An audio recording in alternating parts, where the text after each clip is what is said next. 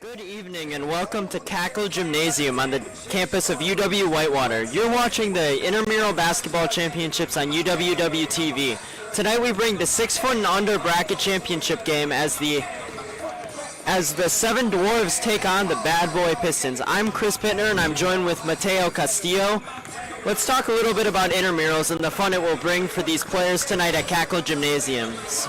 All right, well, man, just based off the vibe right now here, Chris, the players look really loose. I think the intramurals is a great outlet for any students who want to have a competitive release, but don't really have the skill ceiling to go to the next level, so we can just have a nice little calm release. Oh, for sure.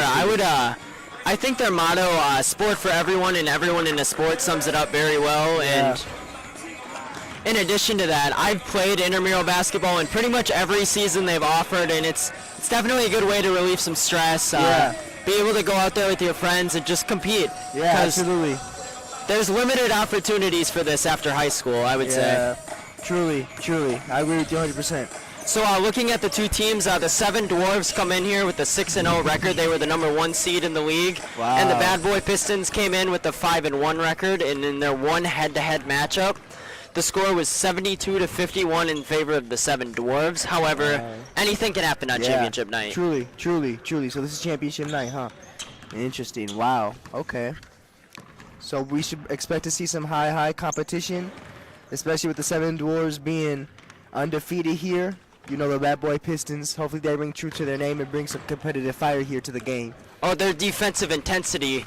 If they're anything like the real Bad Boy Pistons, their defensive intensity will simply be suffocating, to say the least. Truly. Let's see if they Jordan rule anybody here. Hopefully everyone comes out of this game fully intact.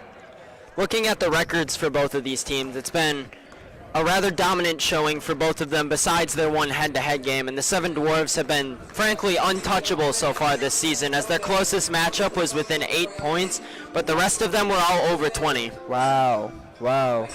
Yep, definitely been rolling through teams here. Let's see if the Bad Boys can get a stop here. I'm expecting to see some highly competitive games here. I mean, there's one thing that's for sure. The Seven Dwarves really know how to put points on the board. Yeah. Their lowest scoring game so far has had 68 points Good for them. evening, ladies and gentlemen, and welcome to Cackle Gymnasium here on the campus. And we're going to be going through the starting lineups really quick, but looking at the stats, the Seven Dwarves, they have 7 players on their roster, and the Bad Boy Pistons appear to have 8, I believe. Okay, so a little bit of a deeper rotation. We'll see if that plays a part of the energy throughout the game.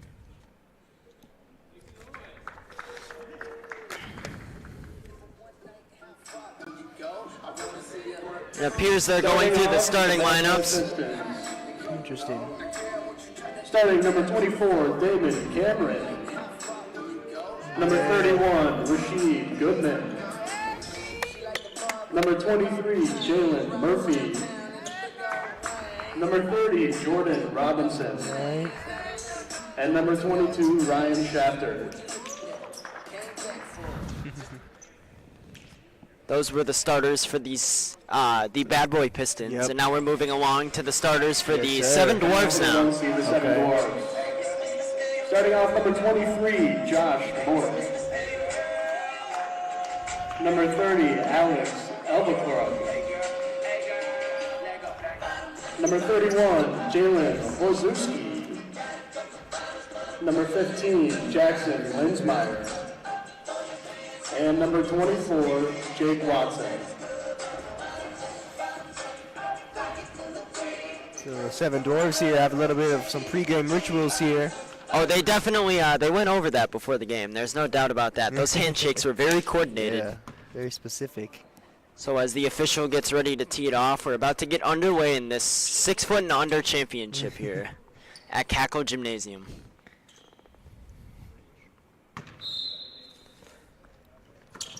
And it looks like the Seven Dwarves win the tip as they kick it back into the backcourt as they bring it up. Looks like number 15 is dribbling the ball up. He kicks to number 31. And he passes to number 23. His three-point shot is no good off the backboard.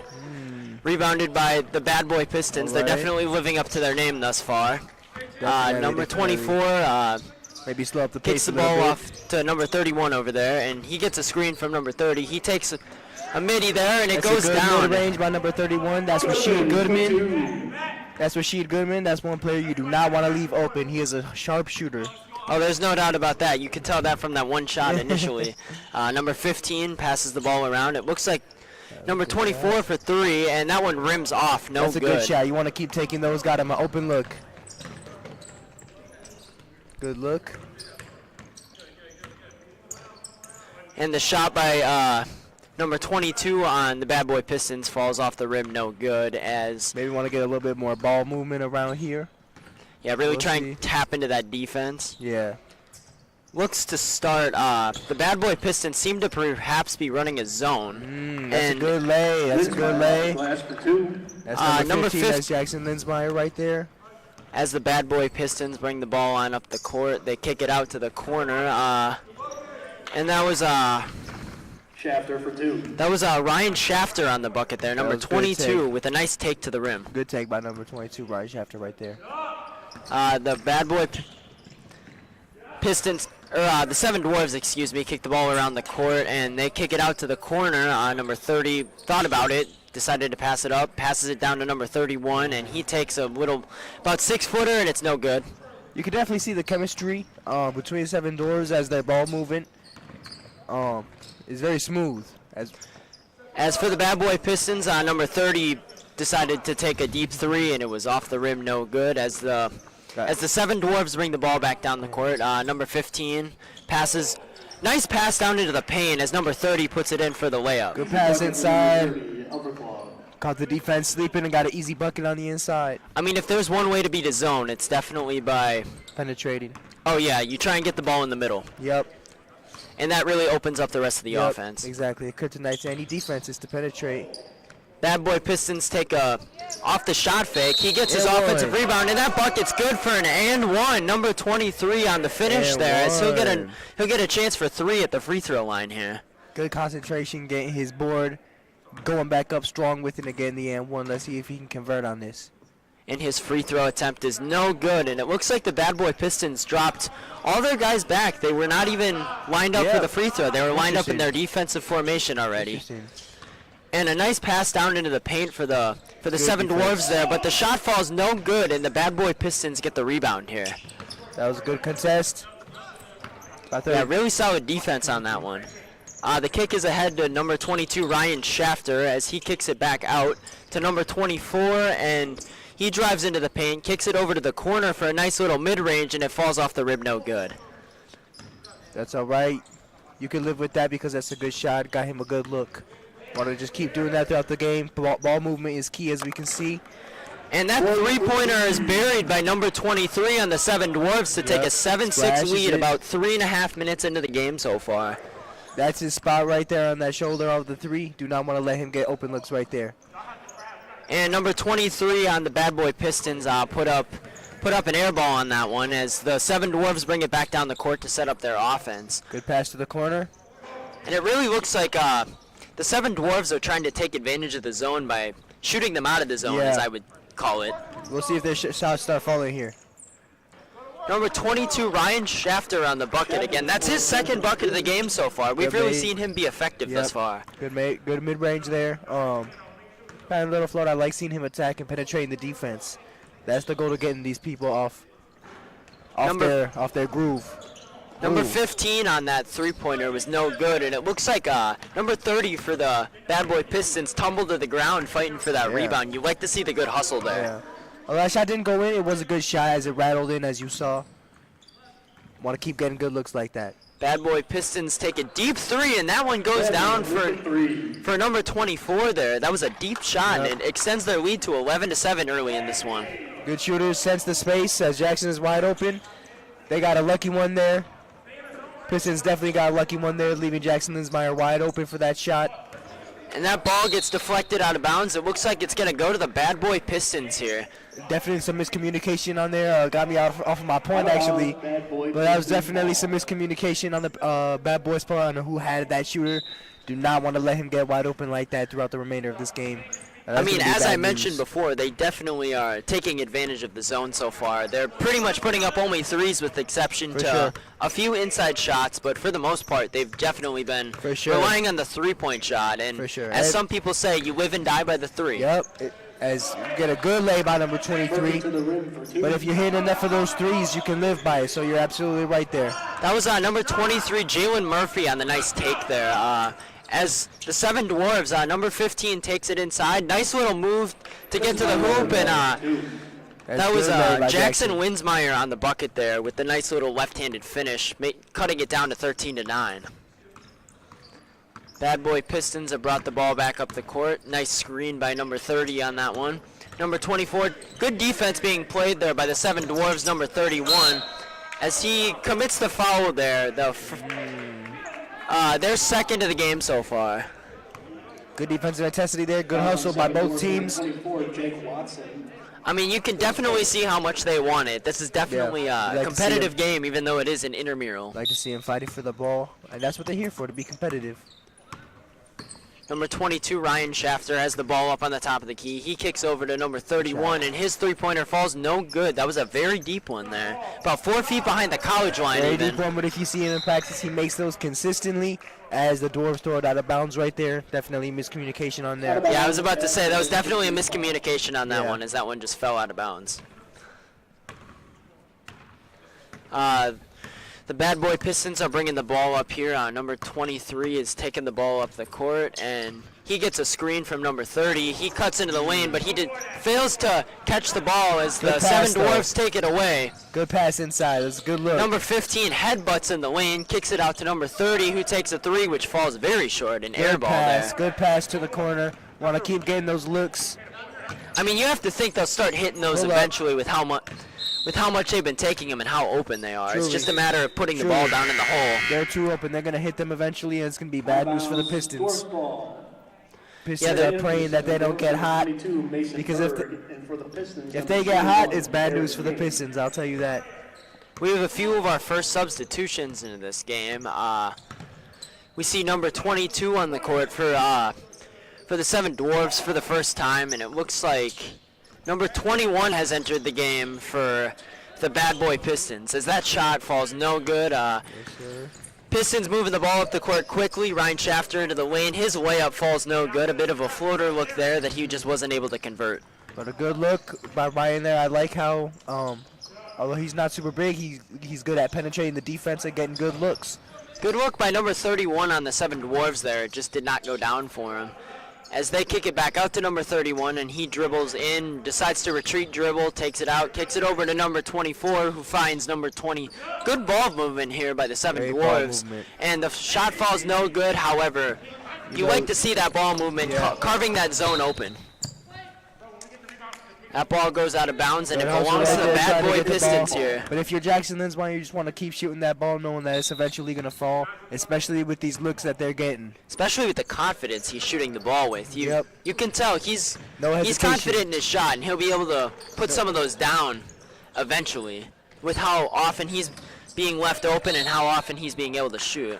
Looks like a turnover there for the Bad Boy Pistons, and a little bit of rough passing game going on here with the Pistons. You could definitely tell that's one strength that the Dwarves have over the Pistons, is their passing is a lot smoother. Oh, they've been able to cut through the zone, as I mentioned earlier, with relative ease. Let's see if the Pistons can smoothen that out throughout the duration of the game. And the floater by the Seven Dwarves banks in. That was number 22 on the bucket there. Mason Berg with the bucket, fresh off entering the game. They left him wide open on that one, and he took an easy bucket. Could he be the bench spark to get them ahead in this one? We'll see. It seems like the scoring has stalled out a little bit in the recent minutes, for sure. Especially for the Pistons. Game definitely came out. Both teams were shooting the lights out in the first few minutes. However, it's slowed down a little bit. I've definitely noticed also that the Bad Boy Pistons are definitely trying their hand at some three-pointers here too. For sure. It's just, and they're getting good looks, and that's what's going to be for both teams. It just all depends on if you're going to hit your open looks, because you're going to get the looks. Yeah, I've definitely noticed that. Number 31 was roughed up a little bit there. Had a good drive. The lane was open. He just fumbled his dribble on that one. As we got a good spin, good drive by Ryan here.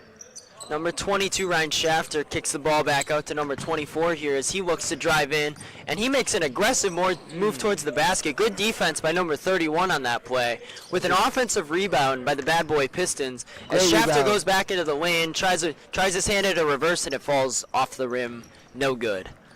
I like that they're attacking the bucket. I like that they're getting offensive rebounds. Just shows great hustle and We've great got- tenacity. 7 Dwarves were able to get the ball into the lane there, but a good deflection by number 24 on the Bad Boy Pistons forced that one out of bounds and makes them set up. Good hands, good hands. That's what they're going to need to do. If the Pistons are going to play zone like this, they're going to have quick hands and play those passing lanes, because if that ball got there, that's another open three. Yep, and they've gotten a lot of those so far, haven't they? That's And that that's bucket- another open layup. Another bucket by Mason Berg there. He's got 2 quick buckets after entering the game as a reserve. Might be You have right to- on that spark. We'll have to keep that in mind. He He might could be a their spark bench here. spark plug here. Bad Boy Piston shot by number 21 falls off the rim, no good. Pass into the lane to Ryan Shafter. He kicks it out for 24 on the 3. That one falls off the rim, no good as well. And the rebound goes back to the 7 Dwarves. We're tied up 13-13 with about 8.5 minutes to go here in this first half. Bad pass by number 15, Jackson Winsmeyer on that one, and that one was picked off by the Bad Boy Pistons. Ryan Shafter's dribbling the ball.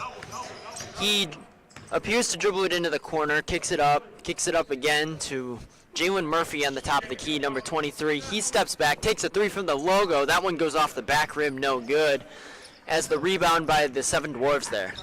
Now 21 for the Pistons. He's working hard down low, trying to get those rebounds. He has a rebound and a steal so far. Speaking of open looks for Jackson Winsmeyer, he hits one there, and that gives the 7 Dwarves their first lead in a good amount of time here. And it appears that there's a substitution on the floor. Number 23, Josh Mork, the team captain, is checked back into the game for the 7 Dwarves there. I believe a foul was called on the play. I'm not sure, but we'll see. Ball goes back out to number 15, Jackson Winsmeyer here, and he makes a spin move, dribbles some fancy stuff, gets it into the paint, back out to number 30, and his 3-pointer is on the money. Wow. Perfect swish. That's what my friends back home call a twig right there. Yeah, yes, sir.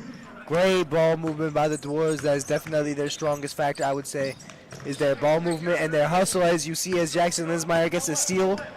And he's going all the way coast to coast with the rebound, and he puts it back in the Really play. good physical approach by Off the glass for 2. number 31, Jalen Horzewski on that one. Takes it back up, shows him that they're too small with the rebound and put back of his own. We've definitely seen his defense be a major X factor so far in this one. Yes, sir, so far.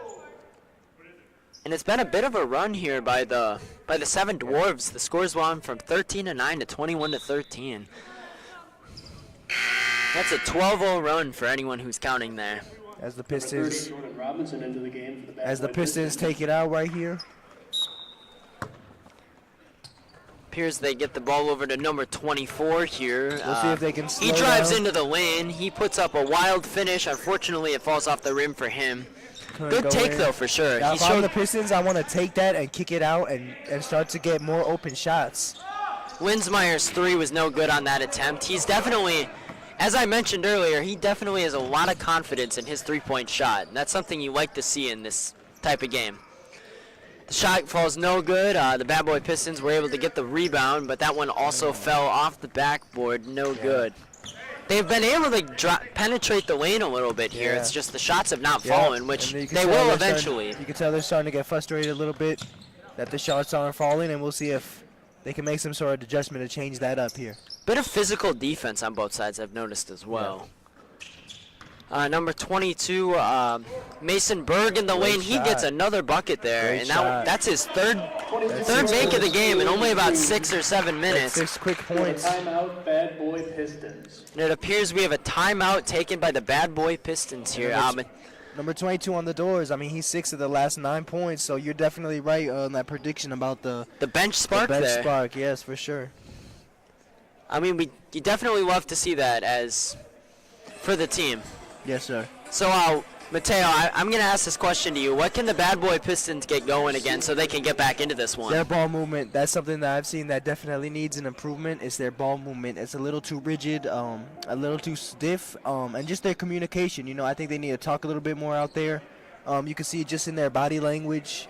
As far as chemistry, it just looks like the Dwarves are a little bit more meshed together. It looks like they've been playing a couple more games together. But communication and hustle. You can definitely tell that they're slightly more cohesive as a unit. Yeah, definitely. The Bad Boy Pistons, a lot of them, it's a lot a bit more iso ball, Yeah. which worked for them initially. However, some of the three-pointers that they've been taking are rather deep as well. For sure, for sure. And They they're definitely good at have to penetrating, get- but they need to start kicking it out to the three-pointer. They have to be able to get down into the paint and be able to convert on some of those layups that they've For not been sure. able to convert on Maybe so rushing far. it a little bit too much here. That kick out to number 23, Jalen Murphy here as he dribbles the ball around. Retreat dribbles back out. And that one goes off his foot out of bounds in possession of the 7 Dwarves here. You know, he wishes he can get that one back. You know, he definitely is mad at himself for that one. I mean, those mistakes happen, though. I've done that plenty of times Yeah. in games. But it still hurts every time that you do. And that 3 by Winsmeyer is good. As we mentioned earlier, all he had to do is keep shooting. He's It's smiling. clear that he has 100% confidence in his shot. Yep. He's all smiles. He's just going to keep shooting that. Let's see if they can answer back. Number 31 drives it into the lane. Good kick out there. Number 22, Ryan Shafter, drives into the lane. He kicks back out to number 24. He kicks out to Shafter. His three-pointer on the way. That one is nothing but net there. 22 Good Shafter look. with the 3. Good look by Shafter. Good job relocating after he passed the ball. And passed the assist to himself and got a good look. Shafter's talent is undeniable here. Definitely. He's great at hustling. And that rebound is taken by number 31, Jalen Horozewski. However, his layup falls no good. I think he might have been trying to draw a foul there. Maybe take it up a little stronger next time. And that pass falls off the hands of Jalen Murphy there, back into the possession of the 7 Dwarves here. With about 4 minutes left in the first half, the score is 26-16. A bit more low scoring than any of the Yeah, other games these two little bit. teams have played in so far. Definitely their defense and lack of ability to get into their flow state where they can just have the offense flowing and keep going. And As yet number another 22 bucket hits- down low. Mason Berg, Yeah. that's his 4th bucket of the 22 game. Berg for 2. And all of them have been within around 5 or 6 feet. He's really Yeah. been able to break that inside game open for the 7 Dwarves there. He's been their X factor thus far. And that basket is good by Jalen Murphy on that one. Good strong take. You can hear That's the his smack from second here. and one of the game so far. That was a Fouls on good. 7 Dwarves. Wow. Number 22 Mason Berg, his first. Definitely shown an ability to finish through the contact here. We'll see if he's able to hit this free throw. This free throw is good. And the lead's been cut down to 9 here, 28-19 with about 3 minutes left in the half. 7 Dwarfs taking their sweet time getting this ball up the court. As they bring it into their offense, we see a screen off the top, kick to number 23 on this one, kick back down into the lane, and that foul is committed there. Looks like that was Ryan Shafter, a bit too overambitious on that steal attempt right there. Yep, a little Number bit. 22, Ryan Runs Shafter, into him. his first, team's Nothing second. major. Just a little bit of a miscommunication right there. I mean, part of that is attributed to the physicality of the game. Looks like the 7 Dwarves commit a foul there as Fouls on 7 Dwarves. number 31 on the Bad Boy Pistons was in perfect position for that one, and Rashid number got the- 23 on the 7 Dwarves just was a little overambitious there and reaching over his head to try and moss him for that one. 7 Dwarves, or the Bad Boy Pistons, excuse me, kicks it into the paint. Jalen Murphy again down low, being able to convert on the bucket there. Maybe that's something the Pistons want to start doing is passing it, getting it to Jalen Murphy down low in the paint and see if he can convert. Maybe get a few more and ones throughout the remainder of this game. But that's definitely something you want to see if you can keep doing if you're the Pistons, is getting it to Jalen down low. He's definitely on the taller end of the under 6 foot league. No doubt about that. Wow. And that three-pointer there was put in by Mason Berg, his first shot outside the paint. Yep. He's up to 11 points now. Points quickly, very quickly.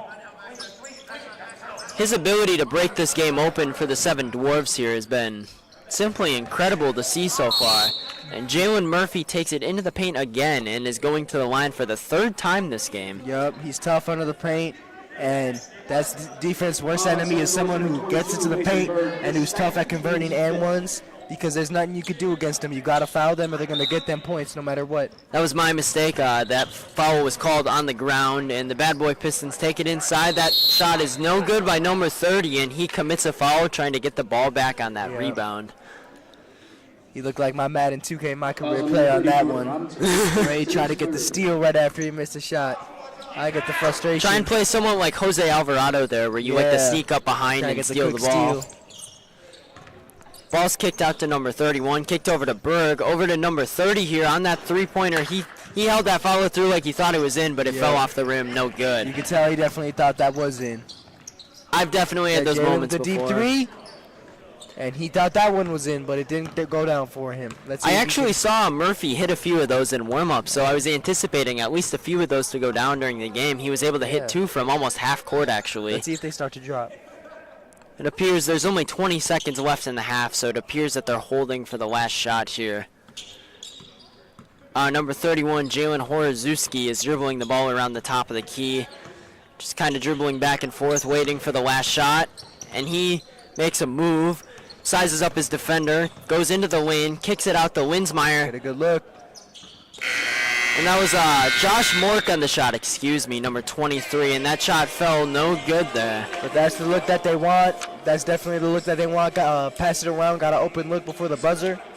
If you're the Dwarves, it's all good signs. All good signs. You're coming to the second half confident. But you got to come in with your energy up, with your foot on their neck, and knowing that the job isn't over yet. In the words of Kobe, the job is not finished. And let's see which team comes out with the dub. At the end of the half, the score is 31-21 in favor of the 7 Dwarves over the Bad Boy Pistons here. I'm Chris Pittner. Alongside me is Mateo Castillo, and you are watching the Intramural Basketball Championships on UWW-TV. Mateo, what things stood out to you in the first half of play? I've said it a couple times, definitely the ball movement and the ability to get open on the Dwarf side, and just the ability to have control of their pace and to play the game at their pace and not be rushed. You could definitely tell the Pistons, maybe their name rings a little bit too true, as they're putting a little bit too much emphasis on defense and don't have a very meshed together offense. Definitely need to smooth around the edges on the offense and just slow down their pace and just slow down a little bit, take a breath and find the open guy and take the best shot that's possible. Yeah, it seemed like a few times there was definitely an instance where they could have found a better shot than the one that they did. Yes. In particular, some of the shots that they were taking from almost half court. For sure. Not too many of those. And the ones that they did shoot were a little bit close, but you definitely just want to get the best shot possible. And some of these shots were not that. I think on a few of those, both teams have been trying to somewhat get foul calls. Yeah, for sure. On both teams, you could definitely tell. And it appears, you can definitely tell they're trying to draw fouls on a couple of those plays. Refs haven't fell for them. I think the refs are doing a good job this game so far. Oh yeah, they're definitely letting them play a little bit, letting them play a little physical. There were a few times where there were instances where good physical defense was played on both sides. For sure. I'm excited to see what they have for the second half. I'm excited to see if the Pistons are going to make this competitive, or if we're going to have an old school blowout, and if the Dwarves are going to remain undefeated, and we'll see what happens. Who's someone that stood out to you here in this first half? Definitely number 22 for the Dwarves. I don't know. I'm not aware of his name. I believe his name is Mason Burt. Mason Burt. Definitely him. I mean, he's come off the bench.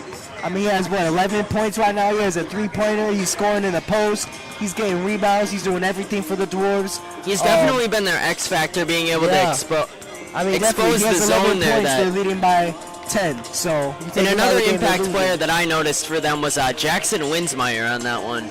Yeah, he's definitely a good point guard. Definitely a good leader for the team. He's definitely one of their main factors in their ability to keep the pace of the game and remain in control of the game. How about the Bad Boy Pistons? Who's someone that stood out to you for them? Let me think. There's got to be Jalen Murphy. Definitely the one putting in most of the heavy lifting on their points for them. Taking it in, getting a few and ones. Definitely going to want to keep getting him into the middle of the defense and get him open looks on the perimeter after that. I mean, we've seen his ability to finish through the contact twice here in the first half, too, which was definitely effective for them. Yes, sir. He's taking a couple threes. He hasn't hit any, but you can definitely see here in practice right now, he definitely wants to start hitting some of those threes. One thing I noticed in the first half that was a little unique was the Bad Boy Pistons would actually drop their guys back on defense right away on the free throws. Wow. Yeah. That was very interesting. That's usually more of an end-of-game tactic. Yeah, interesting. I wonder why they do that. Maybe to save energy? Who knows? I mean, I think it could be so that the 7 Dwarves are unable to get out there and transition and score some easy buckets. They need to be able to set their zone up. Most likely. We've definitely noticed the 7 Dwarves have been very good with ball movement so far in the first half, keeping the ball moving through the zone.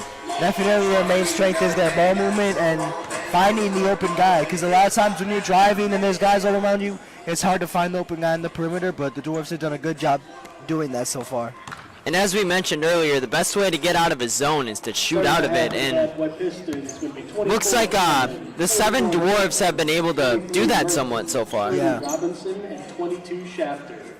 As we come back for the second half here, the Bad Boy Pistons were able to start with the ball, and they pick it up past half court, and the second half is underway.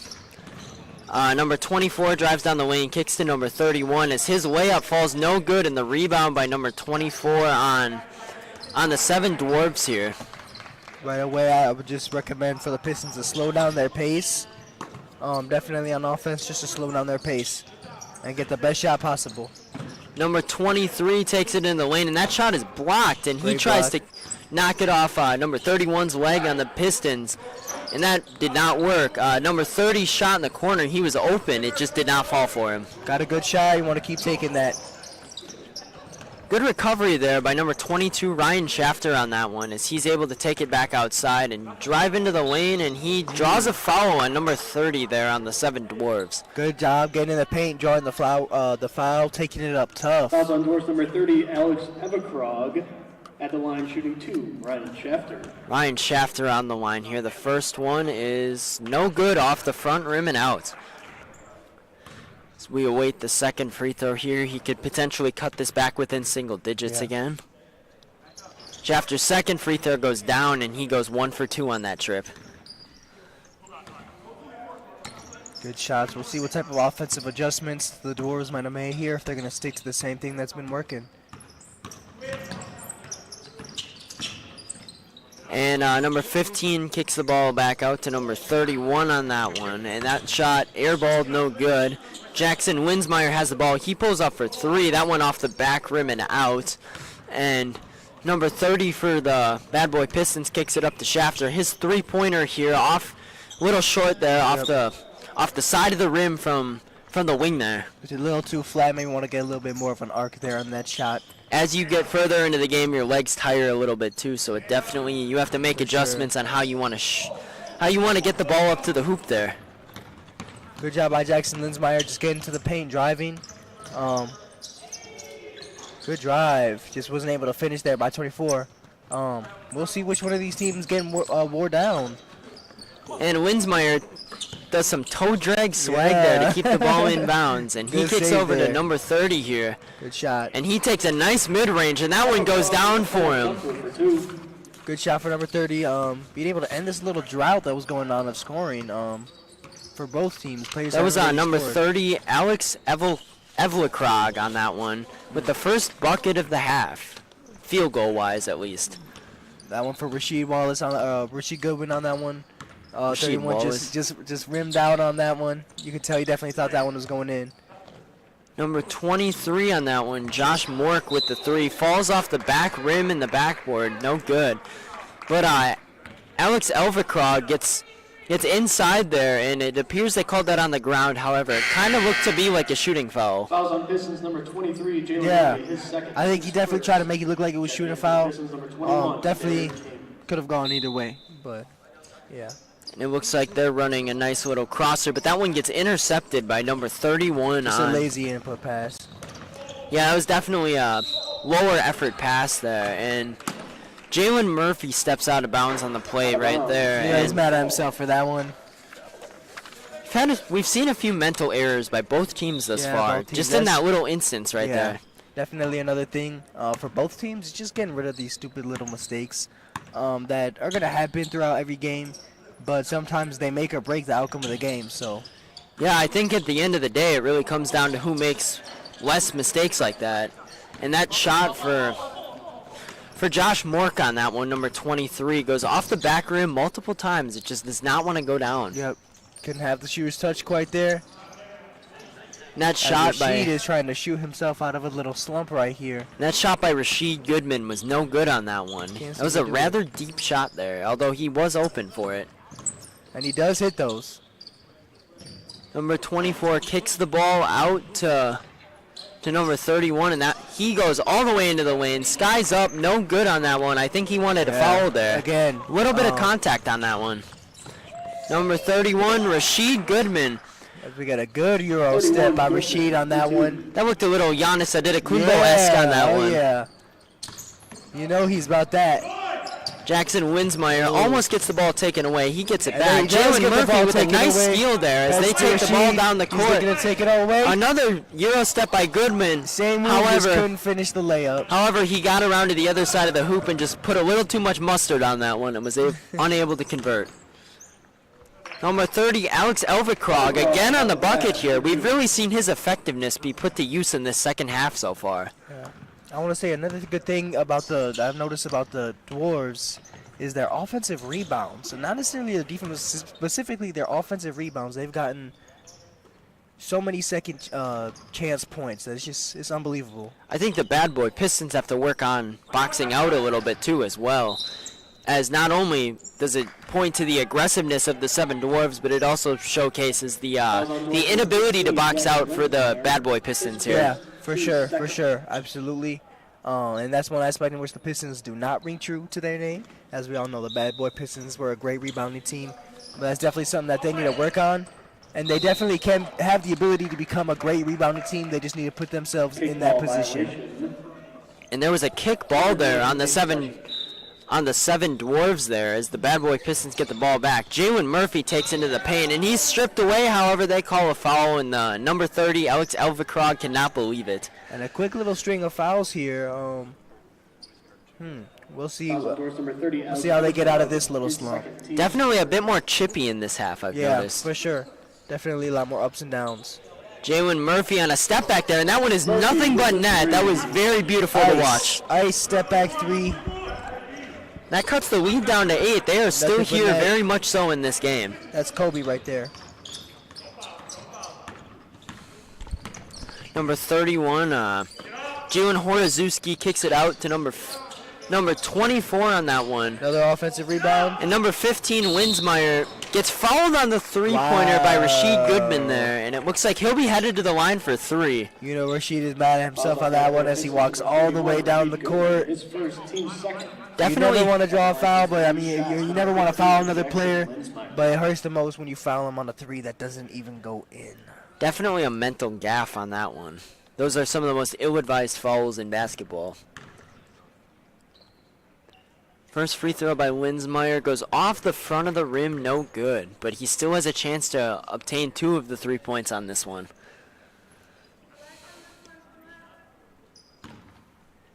And his second free throw is up and good. Nothing but nylon on that one. Splash.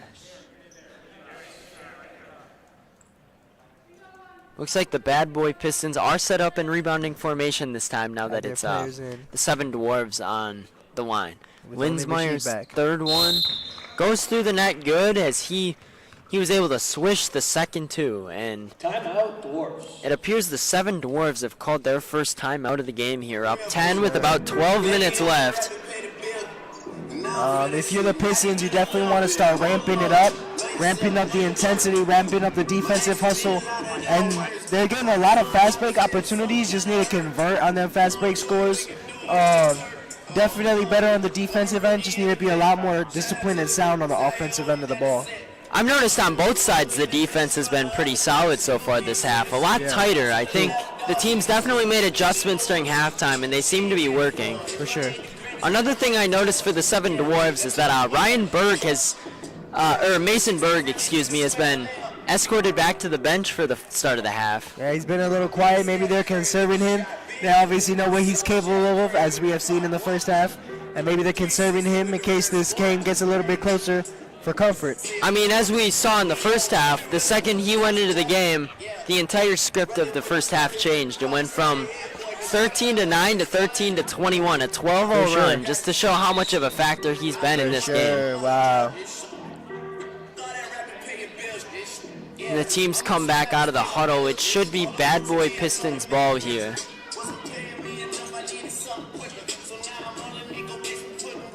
As we await the inbounds pass here, Ryan Berg does stay on the, or Mason Berg, excuse me. Sorry about that.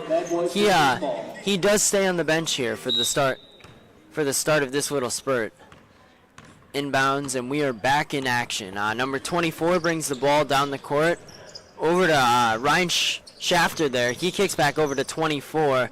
Shafter's wide open. He puts up a three. That one no good. A little short on that one. Might need to put some more legs on it in the next one. Yeah. Jalen Murphy on that three-point attempt. Another deep one by him. No good on that one. Shoes come off as he tries to get the rebound. Makes it a 4-on-5 situation down here. And there was a 3 seconds in the lane violation here on Josh Mork, the captain. Bad Boy Pistons ball. And the ball will go back to the Bad Boy Pistons here. Pistons definitely lucked out on that one with one of their men on the opposite side of the court. Good play by Winsmeyer there to be able to deflect that out of bounds. Yeah.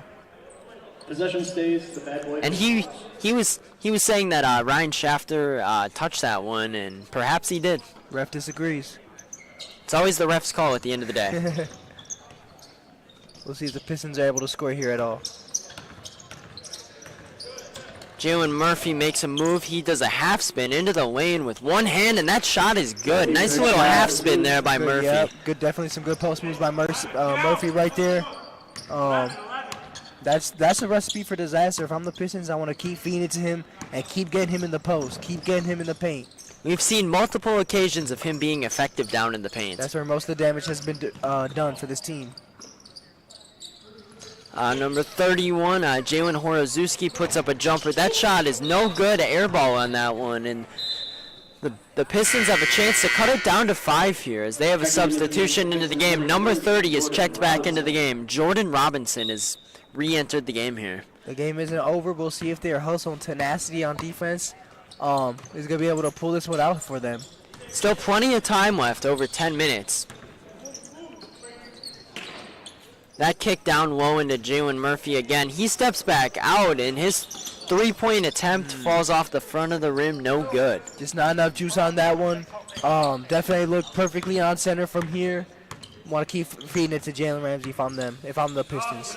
Just had to get a bit more legs under that one, and that one would have been right through the net. That shot right there was no good by number 24 on the Seven Dwarves. That was good defense by Rashid. And number 22, Ryan Shafter, is dribbling the ball around. He's really smooth with his handle there, for sure. Definitely. He's good at the hesitation to move, making it look like he's going to stop and then changing his direction and speed. He's definitely really good at shifty player. I definitely noticed that he's really shifty, has a great handle, and he's great at creating space as well with his moves, despite his smaller stature. For sure. And the screen is set here, and Winsmeyer was able to get by, kicks it out to Mork on the three there. Josh Mork with a deep three on that one. That was great defense by Rashid, just a good shot. You could see it on Rashid's face. He was mad that went in. And Jalen Murphy drives into the lane. I think he wanted a foul call there, and that shot falls off the bottom of the rim on that one. Tough shot for sure. As it appears that number 30, Alex Elvakrog, tried to cut in for that one, but the Bad Boy Pistons were able to get a hand on it before he was able to get that and potentially score. As Mason comes back off the bench for the Dwarves, we'll see if he's able to make a difference and an impact as he was in the first half. his first action of the second half thus far. And we're seeing number 24 bring up the ball for the Bad Boy Pistons here. Kicks it over to Rasheed Goodman here. Back to 24. And that shot is nothing but net. Perfect swish there. And I think that might have been the first three of the second half by the Bad Boy Pistons. And we'll see if that's able to jumpstart them here in the second half. That was number 24, Damon Cameron, on the impressive make there. Cuts it back down to 8 again. Number 31, Jalen Horazuski takes that one in, and he gets fouled hard on that one. It appears he may be going to the line here. He finally got that foul that he was looking for the whole game. And he might have tweaked his ankle a little bit on that one. I'm not sure. He's a little slow to get up. I stand corrected on that one. They called that one on the ground. It looks like the Seven Dwarfs had a mini out-of-bounds play set up there. You like to see it in intramurals. Correct, yeah. A little advanced for intramurals. Number 15, Linsmeyer takes it in. Acrobatic finish, and he puts that one down. You might as well make him an honorary member of Jelly Fam after that one. Clean layup by Jackson Linsmeyer. Very clean, very clean. No doubt about that. That's a shot you call Kobe on as he comes back on the other side and tries to get the steal. And Jalen Murphy was triple team there at one point, but they do call the foul there. Mason Berg. That foul was on Mason Berg there. I believe that was his first of the game. Definitely seen a bit more of a chippy second half as the game comes down to its later moments. And that three right there by Rasheed Goodman is good, cutting this game down to a 6-point lead. Good shot, good look by Rasheed. Good job by number 24 finding the open man. And we'll see if they can have a little bit of a two-man game here and get a little run here before the game ends. That was Damon Cameron, number 24 on the assist right there. And Josh Mork with the ball right now. He kicks over to Linsmeyer. His three from the top of the key goes off the front of the rim, no good. But the offensive rebound created there by Berg. Linsmeyer drives into the paint again, and his bucket is good. Wow. It appears that they're calling for a tech here. Let's see what Bit of happens confusion on the court here. A little bit of commotion here. That stretches the lead back out to 9 points, 44-35 with about 6 minutes left. Still plenty of time for the Pistons to come back here still. At the end of the day, it is only 3 possessions, but we'll see what they're able to do here in these couple minutes. That pass is kicked out to number 31, Rasheed Goodman, and he's able to get back into the paint and score yet again. He's been definitely their X factor here in the last few minutes. Definitely had a good clutch couple shots to wake up this offense. And it appears there was a minor error with the clock here, as they have not been able to get it to run. Great and that shot by Horazuski was partially deflected as he went up with that one in the paint. And it appears that Jalen Murphy got fouled as he went to the hoop yet again, and it looks like he'll be headed to the charity stripe for 2 here. Yep. Jackson Linsmeyer really disagrees with that call, believes that was a clean block. He believes that was a good defensive play. Number 23, Jalen Murphy. Jalen Murphy is getting into his rhythm for free throws. Nice 2 dribbles and down, and that first one goes off the back rim, no good. You can see he's disappointed through his body language with that shot. Definitely a weakness throughout this game is his free throw shooting, which is very hindering considering he's gotten to the line so much throughout this match. Another timeout on the floor here, taken by the Seven Dwarves. I believe that's their last timeout or their second timeout of the game. Yeah. I believe that the Bad Boy Pistons do have all 3 timeouts at their disposal if they choose to use them. Okay. Which could be important coming down the stretch, especially if they get a bucket and they want to draw up a defensive set potentially to try and get the ball back in a press. And we're going to see Jalen Murphy go to the line again to try and cut it back down to 6. This game is in no way, shape, or form over yet. At all. Very competitive considering how the Seven Dwarves were frankly able to run away with it in their first matchup. They definitely had the most control over the game. Throughout the game, they've had the control and they've had their hand on the wheel. But it's never been put away. It's never been put away, as we can see. Second free throw by Jalen Murphy here out of the timeout is good, and that cuts it back down to 6 points here. Good job for him to be able to capitalize on that one after missing the first one. Number 15, Jackson Winsmeyer brings the ball on up the court again. It looks like there's a screen set by Josh Mork here, and Winsmeyer resets it. Looks like they have a system almost that they're working through here with some good circle movement. Winsmeyer picks up his dribble, kicks it over to Mork, tries to get the ball back, but well defended by Goodman on this one. Out to Alex Elvikrog here, and he makes a move, and it looks like he dribbled it off his foot potentially, and it goes back to the bad boy Pistons here. Good defense by the Pistons, definitely hounding as they push it up the court and definitely push up the pace. Rasheed Goodman kicks it out to Damon Cameron here, and it looks like there's a foul there potentially on number 31, Jalen Hortazewski. So reach in right there. Good instincts on where the ball is going to be, just smacked his hand on that one. His second, team 6. The bad boy Pistons are actually only one foul away from the bonus here, which could be crucial heading down the stretch as they get the free 1-and-1 every time there's a foul. Rasheed Goodman takes it into the paint. Nice find to Murphy there, and his layup falls no good, but he was able to get the board and put it back up for the bucket. Cutting the lead down to 4 here. Great job by Murphy, able to get his rebound yet again. Playing big man down there in the post, and good find by Rasheed Goodman there. It was a great pass right there. Number 31, Jalen Hortazewski brings the ball on up for the 7 Dwarves, and he drives into the lane, kicks it out to Winsmeyer here. It appeared he had Elvikrog on the cut there, but he didn't see him. Winsmeyer dribbles the ball around the top of the key, kicks it into the paint for Mork. Looks like he might have gotten away with the travel there. However, refs didn't see it, and his layup falls no good, and the kick ahead to Shafter here. He takes a 3, looks good, no good though, off the side of the rim. And that was a great rebound on the other side by number 21 for the Pistons. Just he's been playing big tonight, just getting some timely rebounds. Hortazewski into the lane, he leaves that one short. The rebound by Jalen Murphy, the kick ahead to Damon Cameron here. And it appears that the foul is going to be on Jackson Winsmeyer here, and that's their 6th foul here. Definitely blew a layup on the other side, which allowed the Pistons to get off on the fast break here. Just weren't able to convert, but we're able to get that and one, or not and one, excuse me, but the foul and the 2 points. So let's see if they're able to bring it within one possession here. Yeah, that would be crucial, especially with how little of the game is left. We're down to only about 2.5 minutes here. For sure, definitely getting exciting here in the last couple minutes. And his first free throw goes in, and that's a bucket there. Appears the bad boy Pistons do have guys down there in those lane spots now, trying to get those old boards. Yeah, they know how important it is now. And that second free throw goes in for Damon Cameron there, cutting the lead down to 2. Great shots by Damon right there, ice in his veins, knowing what time it is. I mean, he's been a leader this whole game, being vocal out there. You can hear from here. You've definitely seen the impact him, Shafter, and Murphy have had on this game.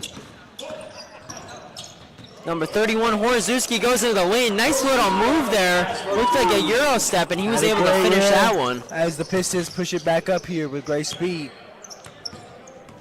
Good job getting right back into that Cameron offense. dribbles around the top of the on key. the Dwarves. Goodman down into the lane. He has a turnaround jumper, and that one's good to cut it back down to 2 here. Good fadeaway by Rasheed. And it appears the Pistons are starting to bring on a press here. I mean, there's no better time to do it than now. Yeah, for sure. It's now or never. Put the pressure on them. Number 31, Hortazewski dribbles it around the top, out to Elvikrog here.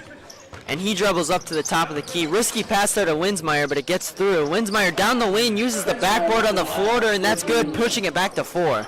Great take by Jackson. Little man getting to the paint and getting a good floater off the glass. Number 24 left. Damon Cameron kicks it out to Shafter here, and his 3 is good. Clutch. That cuts it down to 1. Clutch by Mason. Hasn't hit the 3 this whole game. The most important 3 curve shot finally goes in. Makes it a 1-point game. Let's see what happens here. Jalen Hortazewski dribbles into the lane. He's stripped, and it looks like they call a foul here. Stopping play temporarily. That looks like it's going to be on either. Bad boy Pistons, number 24, Damon Cameron. Sounds like it's on Damon Cameron, number 24 on the Good reach. call. Looks like they're trying to up the intensity and not let any time go by, really. Looks like they're trying to get a score quick. Winsmeyer dribbles the ball around the top of the key. It looks like they switched the defenders there on that screen. Kicks it out to Mork in the trap. Ryan Shafter is able to deflect that ball. However, it goes out of bounds before he can get his hands on Great it. defense by Ryan Shafter. That could have been the game right there. You never know. Great defense. Bad Boy Pistons. And we'll see what happens here after they come back to play. And it appears the Bad Boy Pistons wanted to take a quick breather here and be able to set up their defensive strategy for the last possession potentially. For sure, which is very smart, very smart. So what do you want to see here, Mateo, out of the Seven Dwarfs here? I definitely just want to see them take the best shot. I want to see them move the ball around and find an open shot. I don't want to see no ISO, none of that. I want to see them move the ball around, penetrate, and get a wide open look. I don't care what kind of shot that is, if it's a mid-range, if it's a three-pointer, or if it's a granny shot under the basket. I don't care. I want them to take the best, most open look. And for the Pistons, I want them to be the most defensively disciplined and sound players that they've been. I want them all to put on their clamp shoes on right now. Oh, and looks like Shafter intentionally fouls here. They still have a few fouls before the bonus yet.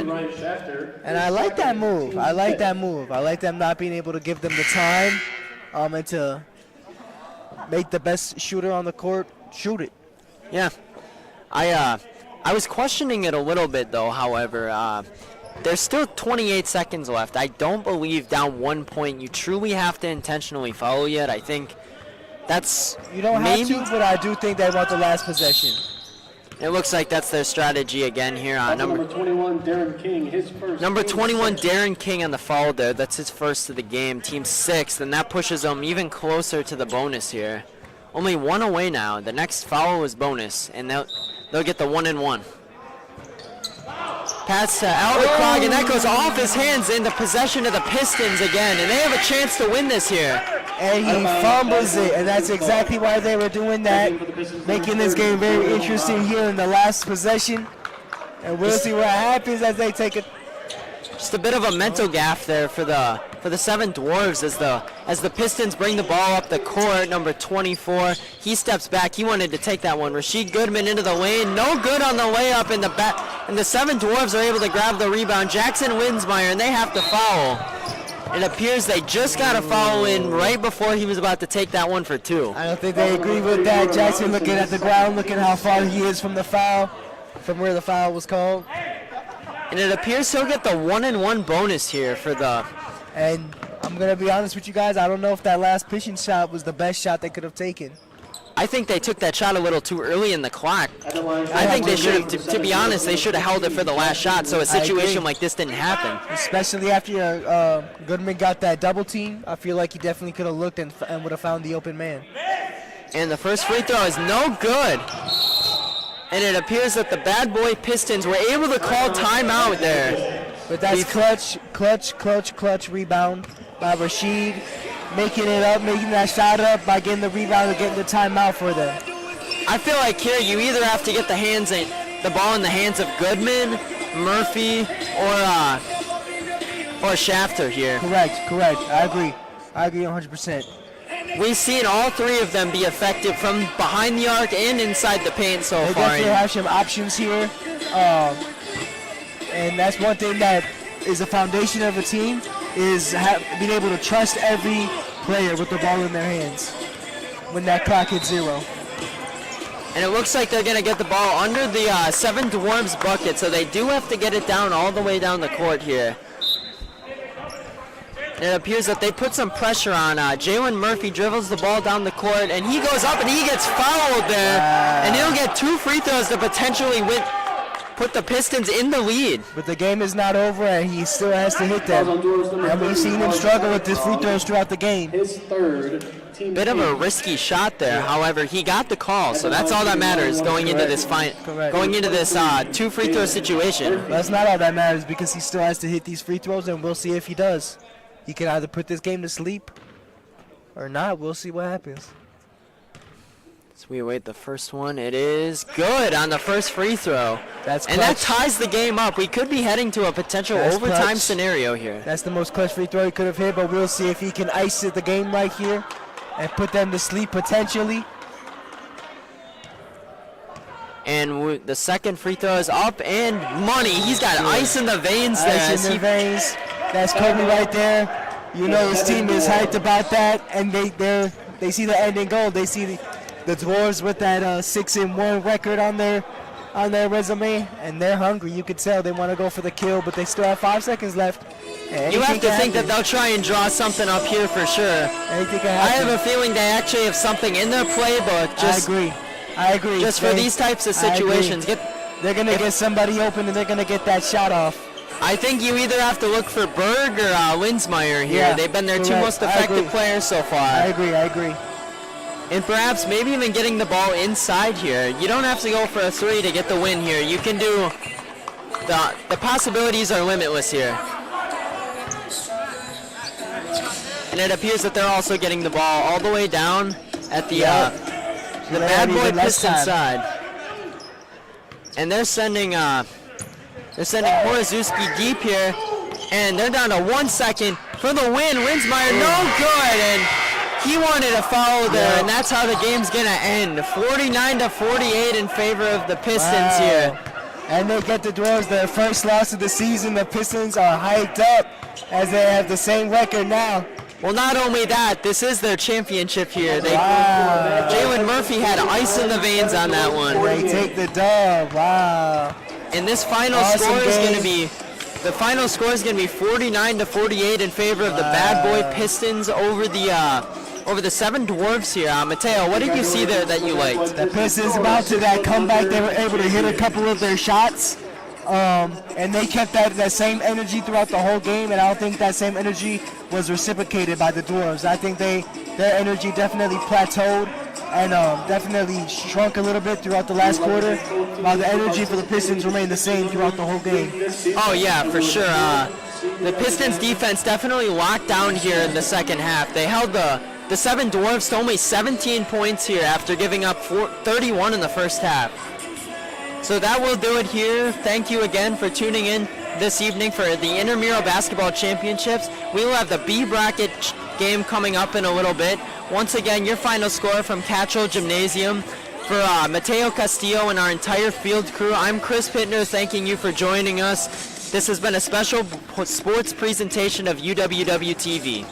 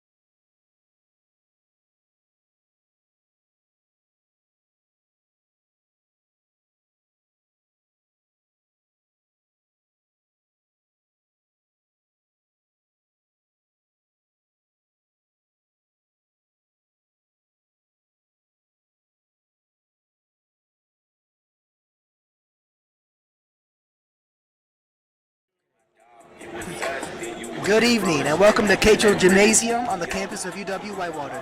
You're watching the Intramural Basketball Championships on UWW-TV. Tonight we bring you the B Bracket Championship as the Whitewater Willies take on the Snow Bunny Central.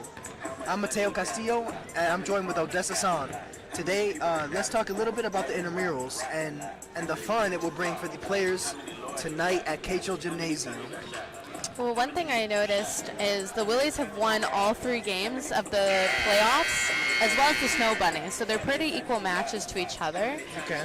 But another thing I did notice was the Whitewater Willies already have beaten the Snow Bunny Central 55-46 in the regular season. Okay. So with that being said, even though they've already played each other, they have, one team's won games that others have lost, and they seem pretty fair match. So this is going to be very telling to see how they have played out the rest of the season and what they've worked on since playing each other. Yeah, I agree. Very similar schedules, very similar records, and that game that they had against the Whitewater Willies was in 9 points. And so I think they're very evenly matched, and it could go either way. Between the Whitewater Willies and Snow Bunny Central. At this time, we're going to do starting lineups, starting off with the 3 seed Whitewater Willies. So we're just going to observe as they call out each player's names and they introduce the teams.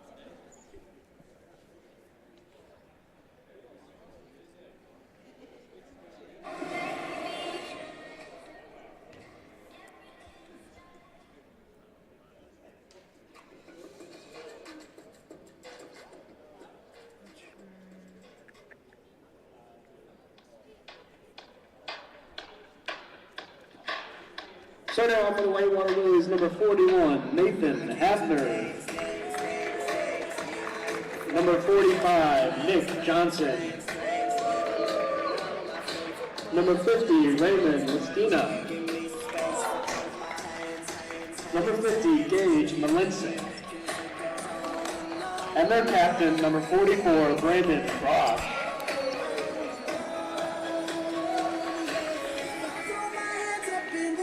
Now, for the 1 seed, Snow Bunny Central. Starting off, number 41, Jalen Murphy. Number 40, Jordan Salentine. Number 33, Trevor Sprague. Number 42, Ron Wilson. And the captain of Snow Bunny Central, number 35, Derek Crowder.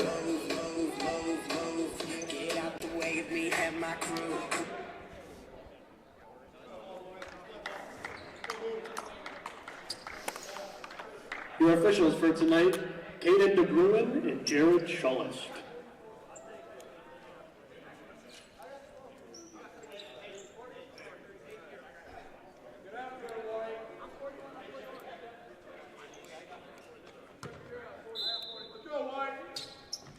Getting this game started as the tip-off goes to Snow Bunny Central. You see as Jelly takes it off and kicks it to the corner, gets it inside. Kicks it to the corner. Jalen Ramsey on the corner. Takes it back up. Pops a 3. No good. Rebound by Whitewater Willies. Oh, but it's stolen by Snow Bunny Central. And they pop up a 3. No good again, but they get another rebound. Let's see if they can convert some points off this board. And they do. Number 40. Really following this shot really came handy in that play right there. They never gave up on that. True. We'll see if they can continue that tenacity and that hustle throughout the game. As Snow Bunny Central gets a steal. That's number 35, Derek Rowetter, their captain. As he passes Jalen Ramsey. Good take by number 33, Trevor. Just couldn't quite get that. As 40 takes it back up for the Whitewater Willies. Trying to post up 33 here. And he gets a nice, easy little close shot there, and he's looking for the foul. Fadeaway for 2.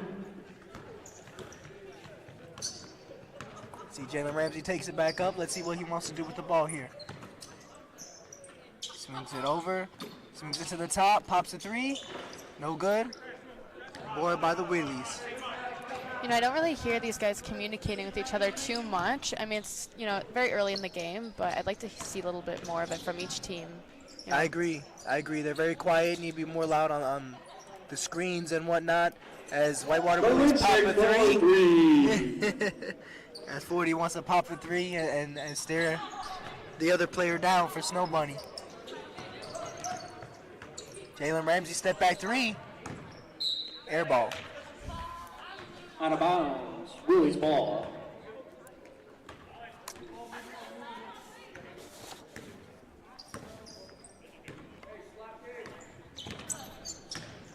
Step back by number 40. Rebound by Snow Bunny Central. And number 35 takes it up. Hands it off. Looking around. Uses the screen on Jalen Ramsey. Pops a three. And he splashes. A deep three.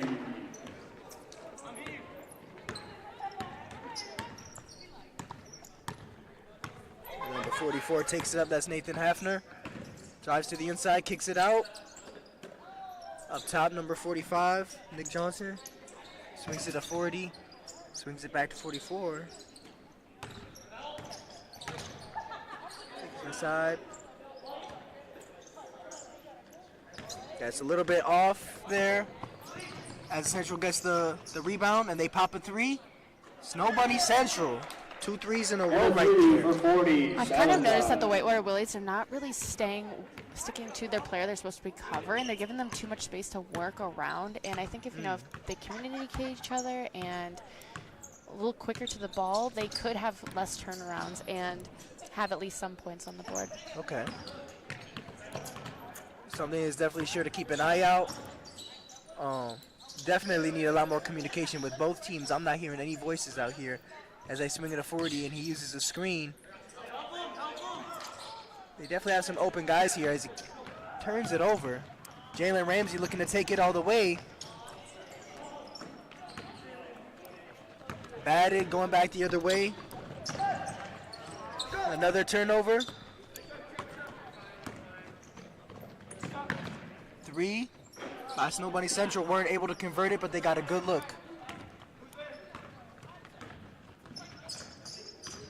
And number 40 takes it up, tries to take it all the way, and it's blocked.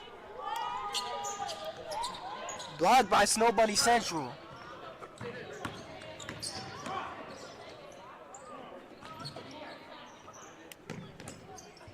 Jalen Ramsey, deep three, wasn't able to get it. Good rebound by Central 35. Misses the mid-range, but that was a great block by number 40 on the opposite side, Jordan Salentine. Good steal by Snow Bunny Central as Jalen Ramsey takes it all the way and gets the lay. Number 41 Murphy off the glass for 2. Whitewater really is trying to push the pace here. So number 44 takes it up. Gives it to number 40 as he drives in on the baseline. Tries to big body him. Nice pass. Pops a three. Doesn't get it, but that was a good look as Jalen Ramsey gets the rebound. Pushing it up. Hits it to the corner.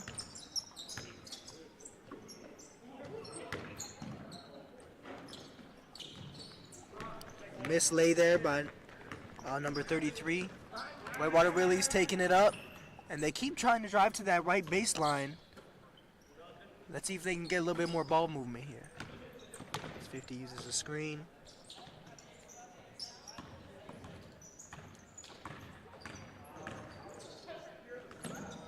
As he gets stripped under the basket. That's Snow Bunny Central pushing it back up. Good pass by number 42 under the basket. Almost got that block. Pass it to Jalen Ramsey under the basket. Got an easy lay. I will say Snow Bunny Central are playing a much faster game than the Whitewater Willies, and I think that is truly the reason why they're ahead on this game. You know, Whitewater Willies, they're not falling back fast enough. Yeah. You know, taking too much time between getting from both sides of the court. Definitely. Definitely you know, keeping if they a much want to. faster pace. Definitely. I mean, they still have some points on, so they Central. could change that, you know, especially if they take a break here soon. Yeah. But Fouls on rules number 44, they're really going to Brandon have to Rush, start his matching first, Snow team's Bunny first. Central's At the line, energy number right now on 40, the Jordan court. Valentine. Truly. Sure, they're pushing it up, going back and forth, fast and strong. Taking it to the paint every time, getting good looks on the corner, getting open threes. And they're being strong on the defensive Subbing in for side the too. They're Willies, not letting them get any 42, good looks. Elliot Bush. As And also number number 43, 40 Patrick Sheridan. for Whitewater Willys had a nice Euro layup under there. I just wanted to put that out there. As Jalen hits both of his threes, or Jordan. No, Jalen. No. Yeah, Jordan. My bad, guys. Number 40, Jordan hits both of his free throws there.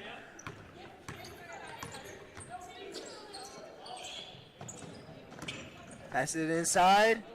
Wasn't able to convert that layup. Going back the other side for the Snow Bunny Central. Derek pops a three. Just rims right out. But they get a rebound.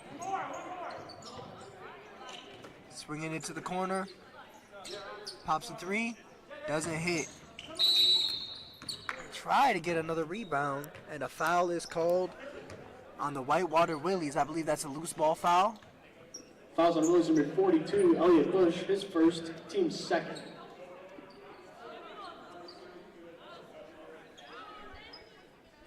It's Nobody Central's ball as they pop it to the three. Get a good look, makes him jump. Takes it to the board and gets a good, easy 42, look. Wilson off the Number glass, 42. That's Ron Wilson getting an easy lay right there. 43 taking it up. Deep three here. Gets stuck in the rim. Jump ball violation, Whitewater Willys ball. Snow Bunny Central, they've taken a lot of opportunities to, you know, have layups or taking shots right underneath the basket. And I think a big reason is that the Snow Bunny Central is not hanging out much out there. I don't know if they're just not kind of seeing what's all going on, but that's No one good by the observation Willies. I've made is Snow Bunny Central is taking a lot of layups, and you know that's good for them. They're getting those easy 2-point Fouls on shots, Snow Bunny Central, number 40, and quickly that Jordan gap in Valentine, that his up on that first, board is team's gonna first. become more and more. The more chances they're gonna get to have those opportunities. Definitely, they're playing tough. They're playing physical. Every time they have a top opportunity to drive to the basket, they do. Right. And it's hard for teams to guard if you don't want to be that physical. Especially with a team like Whitewater Willys is popping as many threes as they have. As you see there, cutting to the basket just might not be a strength that the Whitewater Willys have. But we'll see if they're able to start knocking down a couple of these three-pointers. As Jordan handles the ball on the other side, trying to convert the offense. I like the communication we're seeing here. Gets it back to Jordan, and he wants to pass it in, posting up. Another shot inside, Wilson close with a shot. fadeaway jumper for two.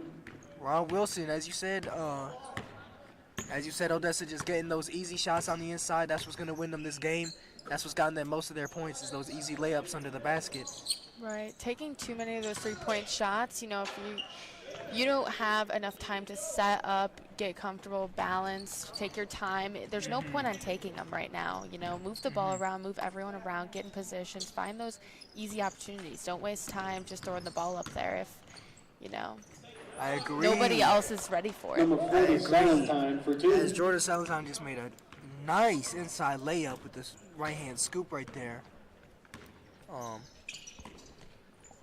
And one thing I like in Snow Bunny Central is just the trust they show in all their players to knock down the shot, as 45 has a nice mid-range. 45 I believe that's Johnson Nick gets the Johnson. jumper to fall. Has a nice mid-range on the Whitewater Willie side.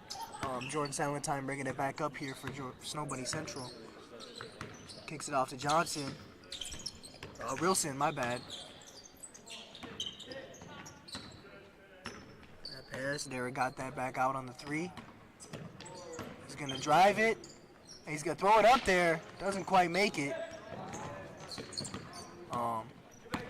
But hustling on the rebounds is number 44 coming back. Passes inside. Bad pass. Gets it stolen by Derek on the other side. He drives it in. Passes it out in the corner. Gets a wide open look. Misses it. Tries to put it back. They get the rebound. Wide open three. And they miss again. Definitely some communication going on between some miscommunication going on between the players and the refs. Players thinking something's going on here. A little bit of confusion, but Whitewater Willies have the ball. Gets in the paint and gets the foul call that he's been looking for.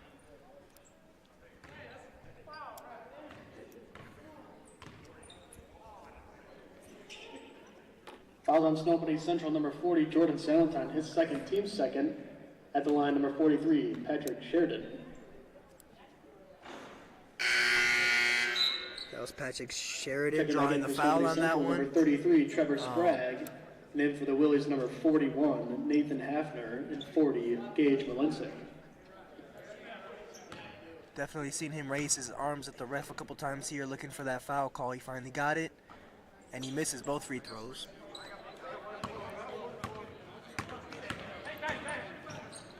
.34 gets it stolen. Whitewater Willies coming back down the court on the other side. Find a good pass, cut inside, and he gets it blocked by number 44. 40 takes a deep three, air ball.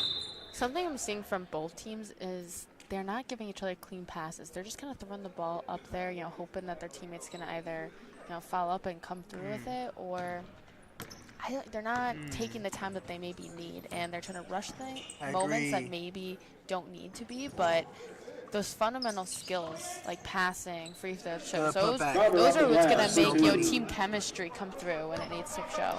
I agree. It's very much of a drive first, pass later kind of mentality. As Whitewater Willies post up, get an open look, and weren't able to knock it down. But I think that's what they need to start doing, Whitewater Willies, more, is getting into that post and getting open looks on the perimeter. That's something that the Snow Bunny Central is definitely have a good job doing as they get another open look and they knock it down. 44 Davis with the three. I think Whitewater Willies definitely should take some pointers and start doing the same thing. They have the size to do it, that's for sure. As they get a mid-range by number 41. I don't know if I agree with that shot. I just want to see every player take their best shot possible. As get a good pass by Ron Wilson to Derek into the perimeter, gets an easy layup.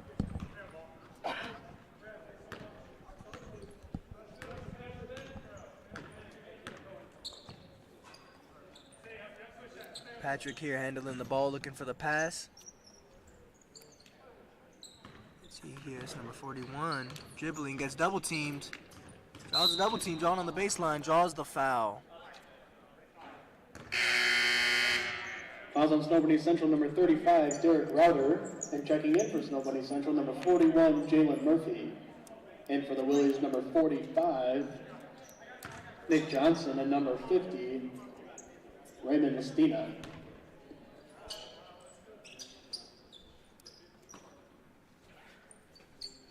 Number 50 with the ball on the top of the key, passes it to 42.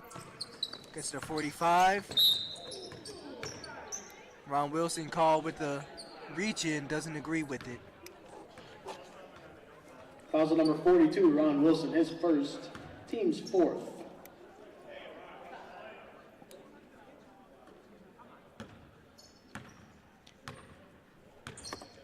You know, like I mentioned earlier, the Whitewater Willies, they already have lost to Snow Bunny Central. And, you know, maybe Snow Bunny Central just wants this game more, or Whitewater Willies thought they were Great already block going from to win behind. it. You know, if they've played these same guys before, but it was pretty early into the season, so a lot can change, you know.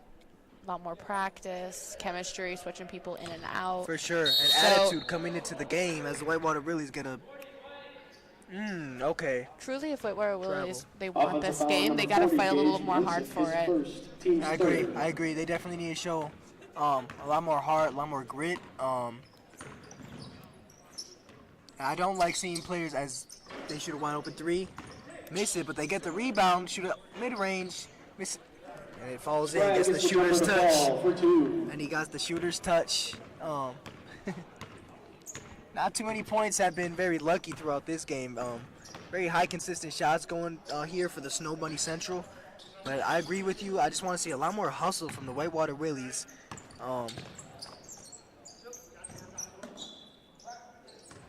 Definitely want to see a lot more hustle out here for them. As they get a wide open three and miss it. Things like that. Ron Wilson passes a little too far for himself. Gets the wide open look, pops out for three. Misses, but gets the rebound. And misses again. Splash, wide open three, misses. Finally, they get the offensive rebound, the Whitewater Willies. But just like that, I saw one of the players for the Whitewater Willies tap the ball instead of grabbing the rebound. They tapped it, which led to the Snow Bunny Central get a wide open look. Air ball for the Willies.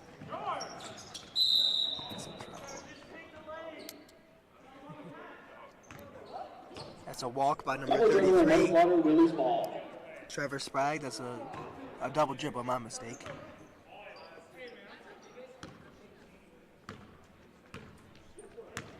.42 taking it out for the Whitewater Willies. I believe that's Elliott.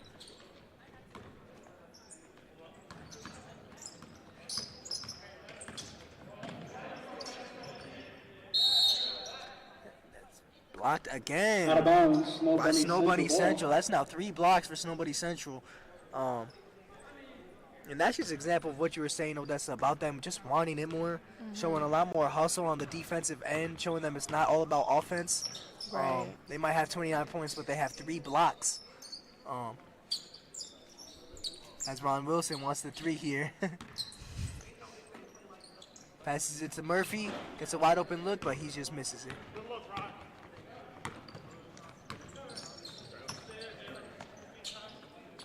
Number 45 shoots it for Willies and splashes it. 45 Johnson with the 3.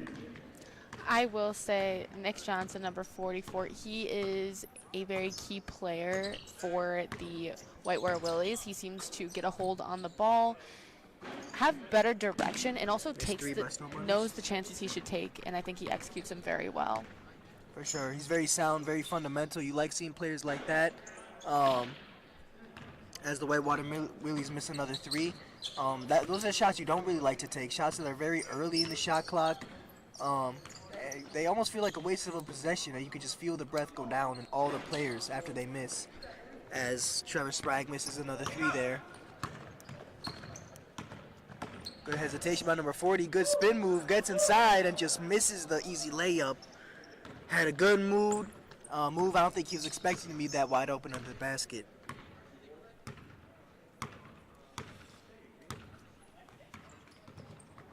But he gets a good steal, and he's looking to take it all the way.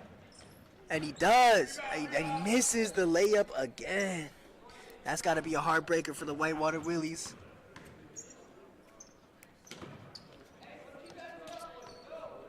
Four points that they should have had by now, that they do not, and that's a heartbreaker for the Willies. As Murphy's looking to take this last shot, could it be a step back? It is. Air ball. And that does it for the first half. Whitewater Willies 29. A very uneven first half.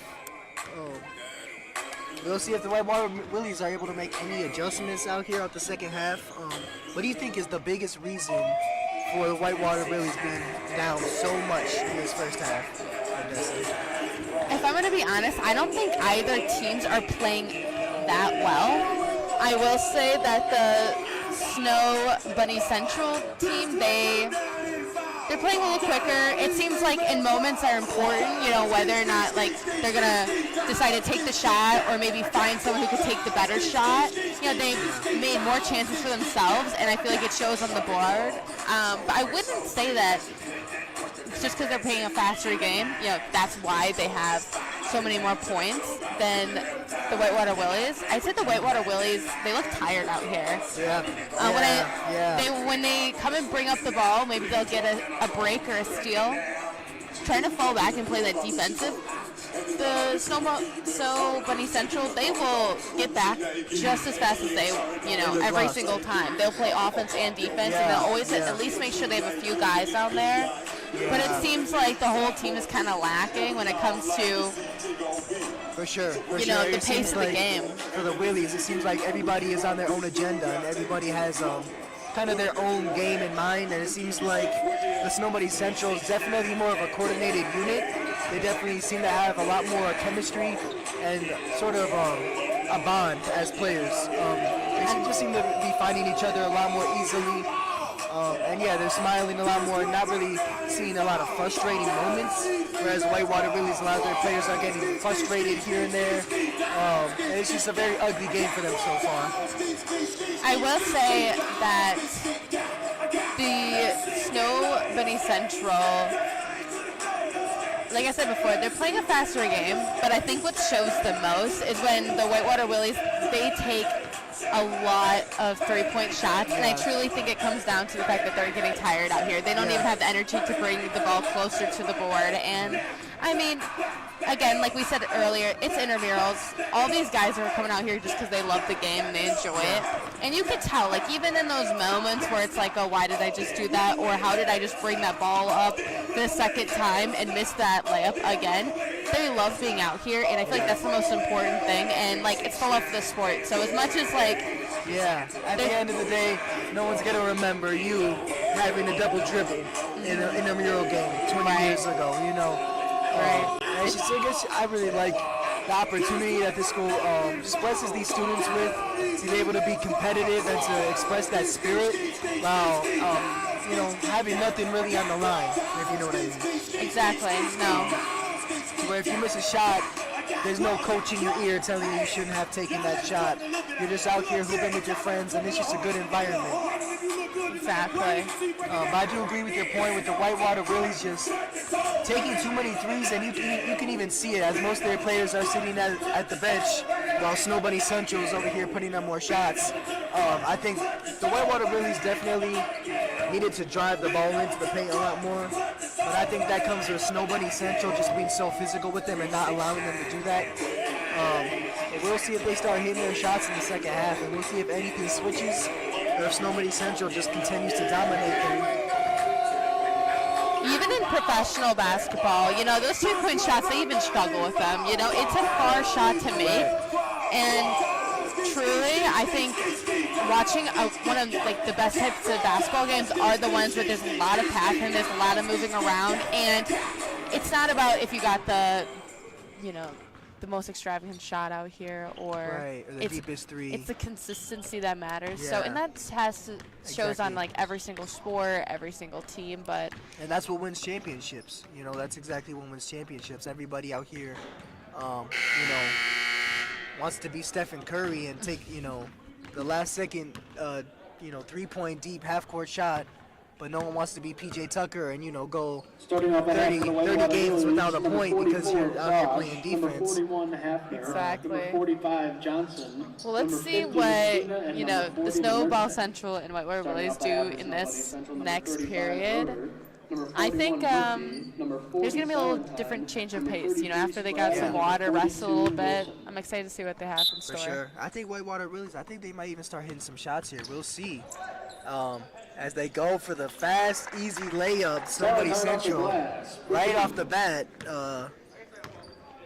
Jordan Salentine wasting no time getting that bucket. Jordan Salentine on the help. As Whitewater Willies just whiff a layup, and you can see on their body language they're just disappointed after every shot. Jordan Salentine getting a good look for Derek. Jalen Ramsey sizing up, shoots the three. Off the rim. Rebound by the Willies as they take it up the court. Looking to push it to the paint. Takes it all the way in and gets the layup. Good lay by number 44, Nathan. Good lay, good push of pace. I like seeing that by the Willies. There we go. Following the shot. That's what the Whitewater Willies need. It's not like Snowball Central. They are following their shot, and they're making 100% of the shots that they're making. If they get the first person under the basket on their team to bring the ball back up, the scoreboard could change and look a little different. I agree. We have a long half here. And it all goes down to every decision, every shot. Just like that, he could have taken that shot. Wasn't the best shot, got a wide open three. And he gets the rebound, fakes the pass, and gets the nice lay. Number 40. That's Gage Malinzik, number 40, I believe, with a nice fake pass and the lay. Fouls on Willie's number 40, Gage Malinzik, his second, team's first of the half. As he goes and gets the foul on the other side. Jalen Ramsey throwing it in here. Jordan Salentine handling the ball. Wants to take it baseline. Is double teamed. Throws the shimmy on him. Tries to lay it in. Doesn't get it. Rebound coming up on the other side. Whitewater Willies. He passes to number 40. Good move as he takes it in. Wasn't able to get the lay. Almost got the rebound. Wasn't able to grab it. Toss it to the corner. Number 33. Couldn't get the shot for Snow Bunny Central. Whitewater Willies taking it up on the left side here. Number 44 handling the ball. Pass to number 50. Swings it to 45. Uses the opposite side of the screen. Almost gets it stripped. Looks a little more intense out here. Maybe that's what both teams need to pick up Jump their... ball, possession, Whitewater Willies. Definitely a lot more attention out here. A lot more fighting for the ball. I'd like to see it for the Whitewater Willies. They don't want to go out without a fight. That's number 40 here on the baseline. Takes the jumper. Misses, but I like the shot as number 50 gets the rebound. Tosses it to 45, and he takes the deep jumper. Off by a little bit as the Whitewater Willies get their third rebound, and they are fighting. Step back jumper. Misses it. But they got 3 looks. You like the Whitewater Willies fighting for every board out here. They know that every shot counts. And maybe they could wear out Snow Bunny Central here a little bit.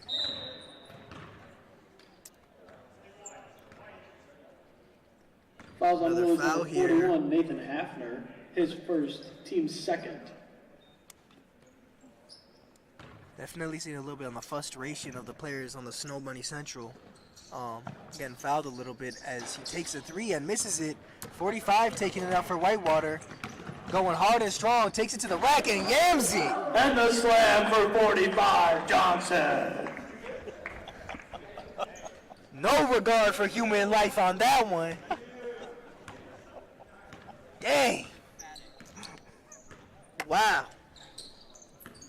Intramural game. As Ron Wilson tries to drive it in. Ball. I love that kind of energy out here. That's... Can we get a replay? Can we get a replay out here? Sheridan and number 42, Bush. Dang. And for Snow Bunny Central, Nick Johnson. 44, Davis. I'm still feeling the shockwave from that. Golly, you can definitely tell he's frustrated with that jam. Letting a little bit of that frustration out on the rim. Man, that rim's going to need some therapy. The Whitewater Willies take it up here. Toss to the 42. They swing it as he drives it inside. Drives a double. Gets it stolen. Ron Wilson taking it up. Passes it back to Jalen Ramsey. Uses the screen. Pops the 3. Air ball. Rebound by the Out Whitewater of bounds, Willies. Willie's ball. Number 42 taking it up for the Willies. That's Elliot Bush. Swings it to 40. 40 takes it all the way and lays it in. Malinzik off the glass for 2. Tough lay by Gage. As they bring it within 11. The Whitewater Willies, they only need 5 good shots and to hold the Snow Bunny Central for those 5 shots. And, you know, they've been doing that right now. They've been doing exactly what we talked about they needed to. So, you know, I'm so glad Increasing that the they... hustle, increasing the fight as 45 takes it to the rack, misses the reverse. Timeout call by Snow Bunny Central. I agree with you. I'm seeing a lot more passion, With a lot more 14:01 left in the hustle, second half, Snow Bunny Central. a lot more fight for the Willie's ball, a lot more 31 to desire to actually keep the ball in their hands. And it's showing on the scoreboard as they make an 11-point game. And it's always interesting, you know, when they come off from that first break, you know, getting together. You know, some teams, they like to start hot right away. Some need a little more time to get into it, get their blood moving, you know, haven't touched the ball all night. And so sometimes that's all it takes is, like, getting the kinks out in the first period. Yeah, some of these players just need to warm up. Like number 40, Gage Malenzik for the Whitewater Willies. He's been huge this second half, scoring a few of their points. 45, as we saw, Nick Johnson. Just building the energy of these players. Yeah, I'm excited to see what they have left. 15 minutes. We still have a long time here. So yeah, Whitewater Willies could definitely mount this comeback. I'm just excited to see who's going to take over this game and who's going to start hitting some shots. Definitely.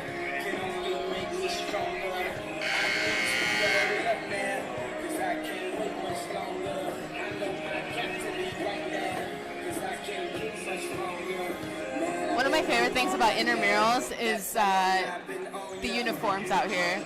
You know, everyone has their own shorts. Yeah, you like them, huh? I like the vibe. Yeah, we got some soccer shorts out here. We got some Gymshark. Yeah, you like to see the players out here smiling out here again now. Yeah, it's all for fun. Yeah.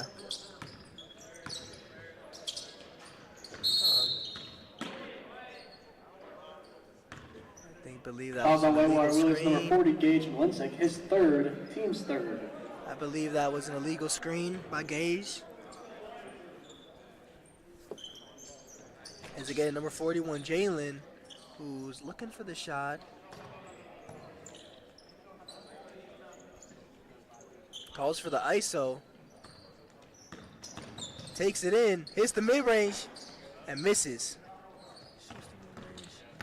It's number 45. That's Nick Johnson taking it up for the Willies. This is it's number 40, Gage. Gage on Jordan here. Looking to take it in. Passes it to 44.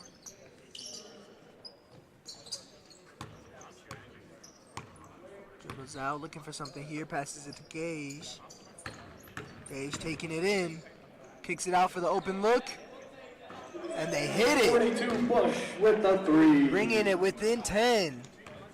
Making it an 8-point game. That might have been the first three-pointer, maybe one of few. Yeah, and that might have been one of the biggest shots of the game as Jalen takes it in and gets it stripped from him. Whitewater There we Willies go. taking it up. Oh, Ron Wilson got the rebound, throws it out, and it's out of bounds on the Snow Bunny Central. But Out you of like to bounds. see that type of Whitewater hustle. ball. You like to see that type of hustle. Just didn't go, ball didn't bounce their way that time, I guess. As Gage taking it up for the Willies. Quick pass to Nick Johnson, deep three, and he 45 cashes it in. Johnson with the three. Making it a 5-point game. Whitewater Willies coming back with a vengeance. All it took was a couple threes and a slam dunk, and they're back in this game. As Ron Wilson is looking to take the shot. Uses the screen. Passes it to... Swings an air ball for Jalen Ramsey on that three-pointer. As Gage takes it back up. Takes it inside. Wants the layup, but gets the foul.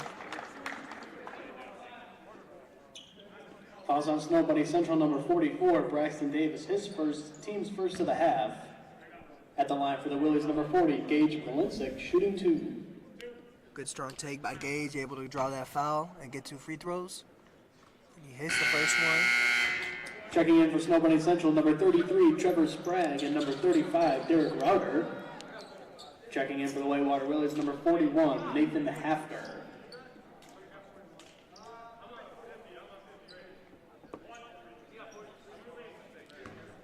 With the Whitewater Willies being only 4 points behind Snow Bunny Central, and they have the chance to get a couple free points right now, Yep. Make that 3 very points. promising that this game could easily be theirs. Yes. They're within one possession of being tied with them. Yeah, so nobody's get a wide open look. missed the shot, but they're getting open looks here. They're just not hitting them. And the Whitewater Willies are definitely pushing this pace. I like to see that here in the second half. They're pushing the pace As and number making 43 takes it in, misses. I'd say they're picking up the pace, but also making smarter decisions. I would have to agree. As team captain Derek for Snow Bunny Central misses a wide open layup. But I would have to agree, they're definitely taking better shots here in the second half. As he goes for the lay, he gets a nice lay. Nice lay by Gage, putting in work for the Willies here in the second half. They are only 1 point away from Within tying this 1 game point, right now. Gage putting the team on his back as they go for a deep three, miss it. Gage gets the rebound and he's looking for blood. Drew the foul. Like that killer instinct by Gage, grabbing the ball and not thinking twice, just taking it up court. As number 3, Trevor Sprague puts Fouls on the Snow Bunny Central, number 33, Puts the Trevor dance Sprague, moves his on him. first, team second. Checking back in for Snow Bunny Central, number 41, Jalen Murphy.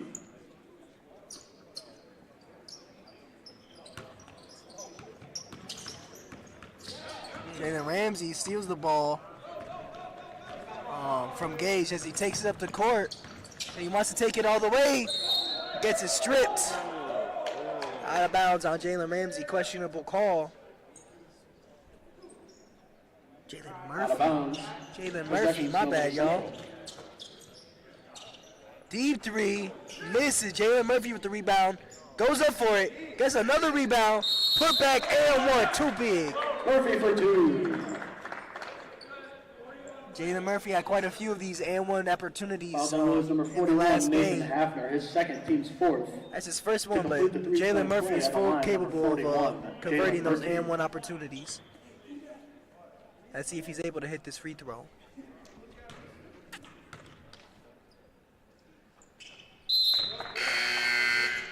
Checking in for the Willies, number 45, Johnson, and checking in for Snow Bunny Central, number 40, Salentine. Now that Johnson's back, I'm sure something's Yeah, about to yeah, happen. for sure. Let's see if he can have another crowd silence here in the second half. Ooh, as he gets crossed over, and he had to shoot the three after that crossover. He misses, but he has the whole gymnasium laughing after that crossover. Jalen Murphy trying to take it in, takes it in, gets a Murphy nice off the reverse glass, layup. for two. We need replays up in here, folks. We've had a crossover, a dunk. Oh my gosh. That would have been nasty if the Whitewater Willies had that alley-oop. As he shoots a three, misses. 45, big boy with the rebound, showing them that they're too small to be in the same gym as him. And it's getting physical in here, folks. The tension is Snow Bunny rising. Central, number 33, Trevor Sprague. That's his second, team's third. We need replays in here desperately, folks. Whitewater Willies with the ball, passing it in. 5-second Now who put violation. Trevor, 5 number seconds 33, on the Snow black Bunny Central ball. to be covering him right now? Oh my goodness. 5-second violation. So That's much character out here. a It's, bad turnover for the Willies. As Jalen Murphy takes it up, he wants to take it in. Fancy dribble move, step back, mid-range, and he misses as Gage doesn't even put his hands up, just looks at him. Good pass, wide open three, and he misses. Heartbreakers, he had two of those now. I want to see another crossover.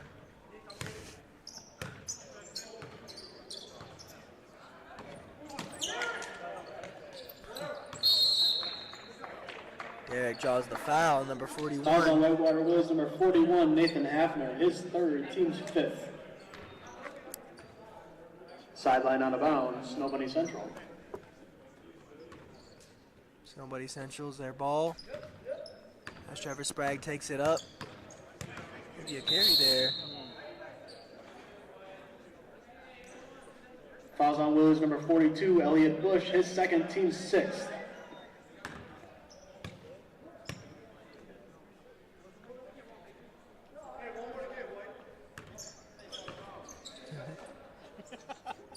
Shot by Jalen Murphy does not go in. Whitewater Willies grab the board. Good boxing out on number 41 on Derek. Looks like he's trying to get him a little frustrated as Gage wants the three, takes it. Doesn't get it, but they get the rebound. Step back mid-range, splashes in his face, number 42 Bush with 42. a fadeaway for two. Oh my goodness, takes a nasty mid-range shot in his face. Derek takes the corner three, and he Robert smacks it. Anthony. That hurt a little bit. That one hurt. That one definitely hurt for the Whitewater Willies. But they're only 7 points behind. We have 5 minutes to go. As 42 is looking to get another crossover. Doesn't. Passes to 50. Has the lane. Takes it. In. Could have been an and Off one. the glass for two. Takes a tough layup, number 50. Good shot. As Jalen Murphy takes it back up. Wants a three. Passes to Derek. Ooh. That's a hard foul on number 41. Nobody Central number 35. May have got away with a good Is flop. second, team's fourth. As he springs right Checking back in for up. Snow Central number 44. Somebody get this Bryson man an Davis, Oscar. and checking in for the Willies number 43, Patrick Sheridan, and number 44, Brandon Frosch. As Nate takes, Gage takes it back up, my mistake, for the Whitewater Willies. Takes it in on Jalen. Big bodies him. Misses, gets the rebound. Taking it back in. He wants that shot. Passes number 45 on the perimeter. Passes inside.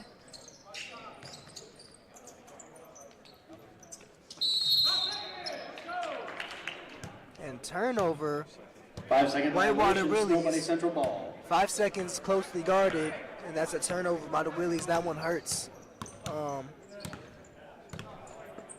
As Jordan Salentine takes it up, passes to Jalen Murphy, and they're only leading by 5. Passes to Ron Wilson, back to Jalen Murphy, back to Jordan. Drives to the left, goes inside, step back, tosses to 44, back to Jordan.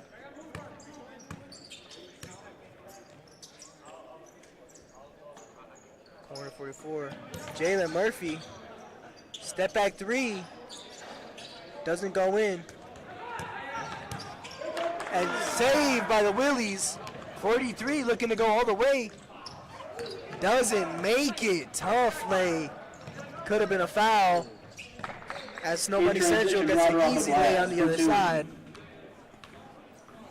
Stretching this lead to 7. 41 for the Willies. Definitely not happy about that. Thought it was a foul. 43 rather, my mistake. Gage, deep three, doesn't go in. 50 gets the rebound, gets it stripped, goes back up, and gets a foul. Out back up by Ron Wilson. You'd like to see that sportsmanship. Roder, his third, team's fifth. At the line, shooting two for the Willies is number 50, Raymond Mestina.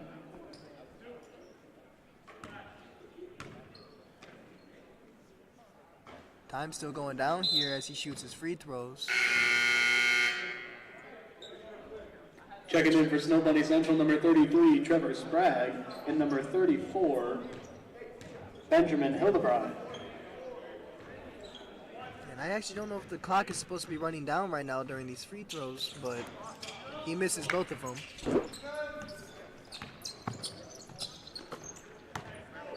Passes it to Derek. Takes the open three. Misses. Rebound by the Willies. Taking it up is number 45. And he gets the foul. I Turnover. don't think you can do that in basketball. I know it's not sport I have the most knowledge in, but throwing that arm up. Getting physical, definitely a questionable call. Put the ref in a tough position, but that easily could have been passed as a no call right there. And many times it is ignored. Good steal here by Gage, pokes it out, takes it all the way, does a little bit of taunting and gets the easy lay. Lindsay with the pickpocket for two. He might have been taunting, but at the same time, maybe just wanted to get that one. Yeah, he had it. It's a good taunt. Jalen Murphy, pass to 34. They want another score before this time ends. Derek, trying to do something, gets a call. Fouls on they're Willies not number 50, done. Raymond Lestina. His first, team's 8th. Looks like they want to. At the line, shooting 1-1 for Snow Bunny Central, number 35. Looks like Derek Snow Bunny Roeder. Central wants to run up the score on these poor fellas.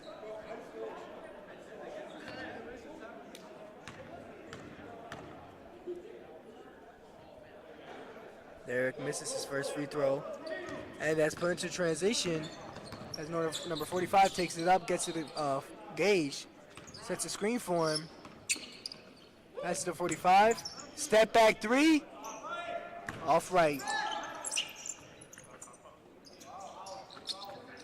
And they got a foul. Whitewater Billies have to foul on them. And that might be it, folks. Fouls on Willies number 40, Gage Balinsick, his 4th, team's 9th. At the line, shooting 1-1 for Snow Bunny Central, number 35, Derek Roeder.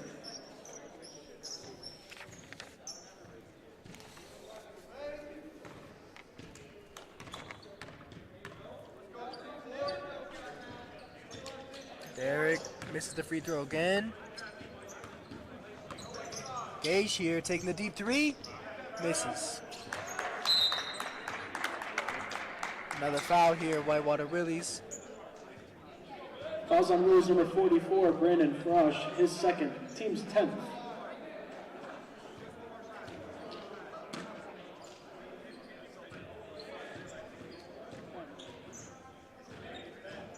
At the line, shooting a double bonus, number 34, Benjamin Hildebrand. Benjamin. Loose ball foul, I believe. Stays for Snow Bunny ball.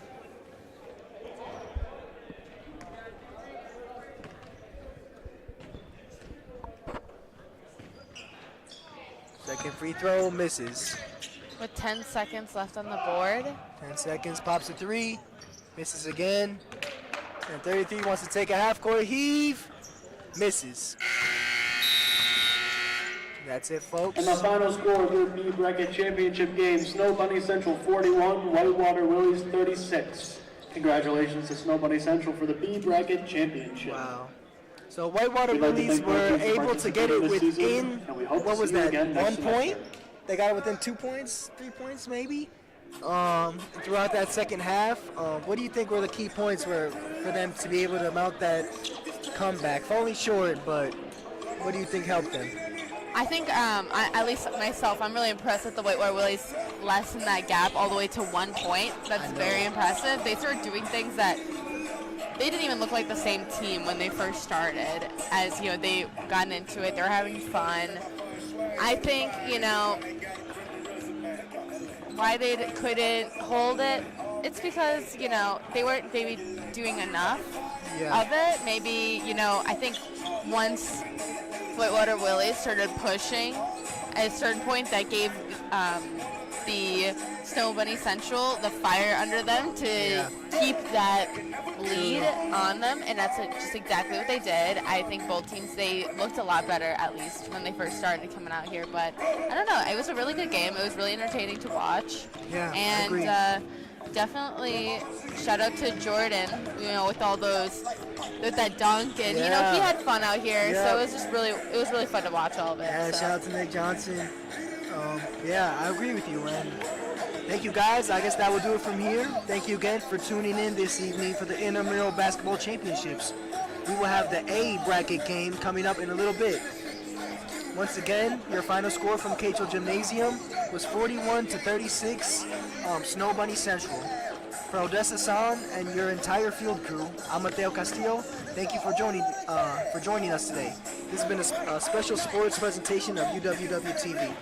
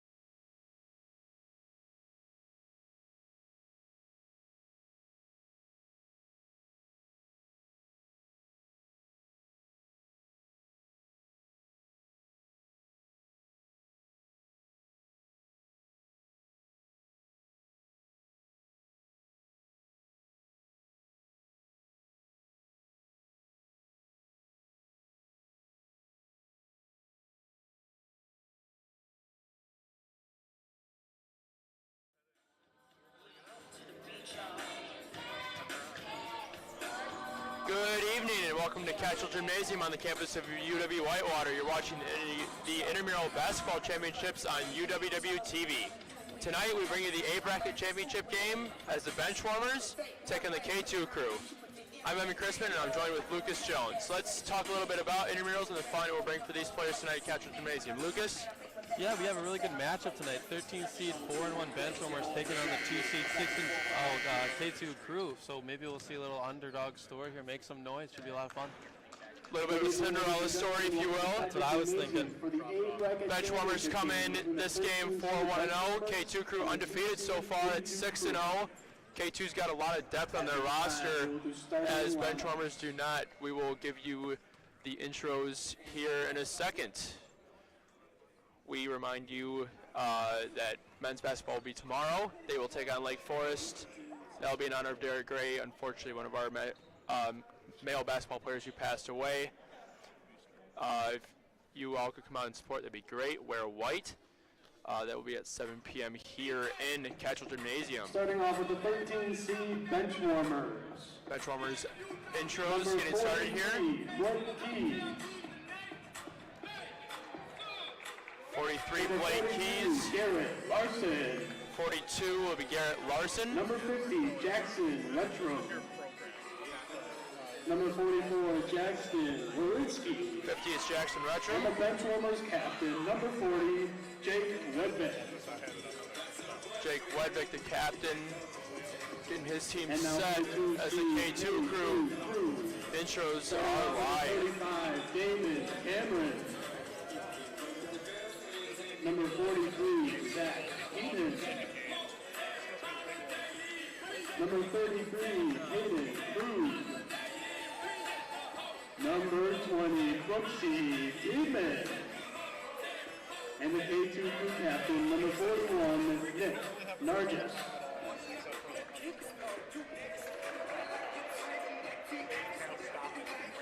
Tonight's officials, Sierra Graham and Jared Schultz.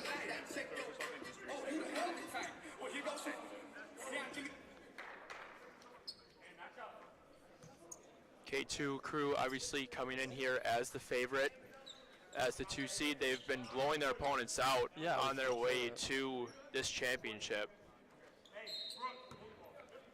All of their wins are by huge margins coming in here, At least by 15 or more. at least.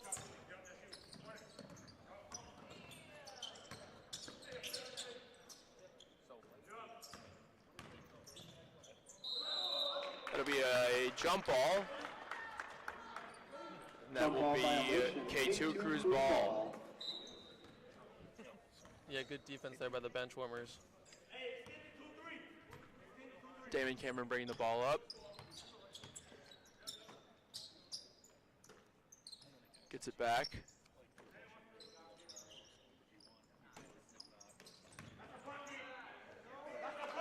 Good move 43, Eaton off the glass for 2. Really good ball movement by there. Zach Eaton. They were able to swing the ball around really nicely there. Team effort for the bucket.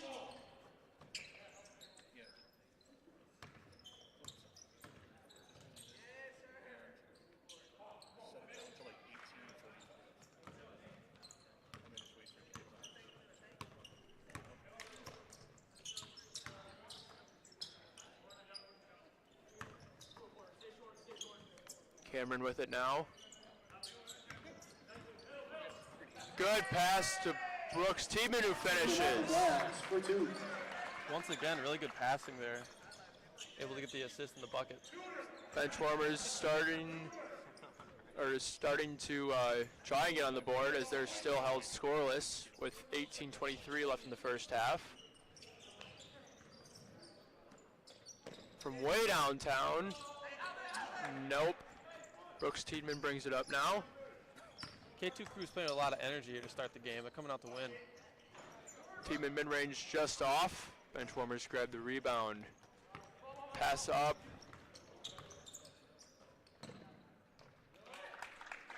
Retram off the glass for 2. Good move by Retram, number 50 for the Benchwarmers, and they're on the board. Good find there by 42. Cameron checks his defender. Little Little sidestep and gets it to drop for the K2 crew as they're out to an early 6-2 lead. Lots of scoring in the paint to begin this game here. Retrum with it now. Passes it out. Maybe Retrum down low. Doesn't get it to go. K2 crew on the run. Cameron with it now. To Brooks. Wide open three, misses. That was a good look there for 33. Perfect look, just not able to get it down. Bench warmers taking the ball up now. And that'll be a foul. I think that'll go on Brooks Tiedemann, his first. Fouls on K2 crew number 20, Brooks Tiedemann, his first, team's first. Checking in for the crew number 42, Marcus Burks. Bench warmers will take it out of bounds.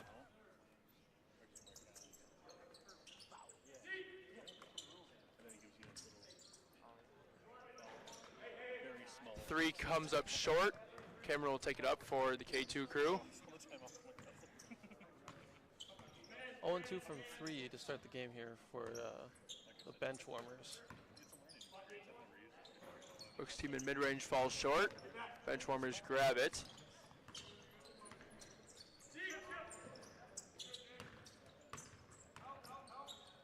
Retrum with it now.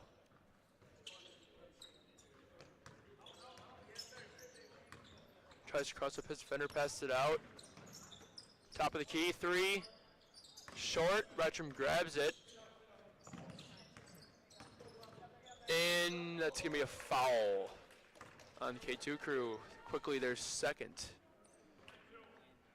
Yeah, 42 looked a little unsure to shoot that shot there, to figure it out past, able to get the foul, hope to get some points on the board here. Shooting 2 for the bench warmers, number 43, Blake Kess.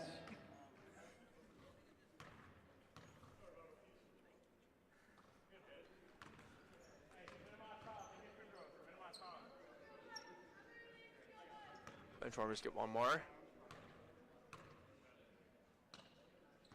See, makes one, misses one. Brooks Tiedemann will bring up the ball for the K2 crew as bench warmers down by a triple.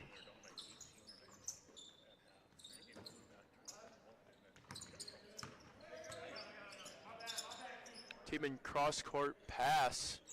Three, no good. Bench warmers quickly up with it now. They'll slow it down, realizing they don't have the correct numbers. Both of these teams still looking for their first three-pointer here, around 5 minutes into this game. Both teams have great body size, so they can post up down low if they need to as well. Good point there. Bench warmers looking for someone.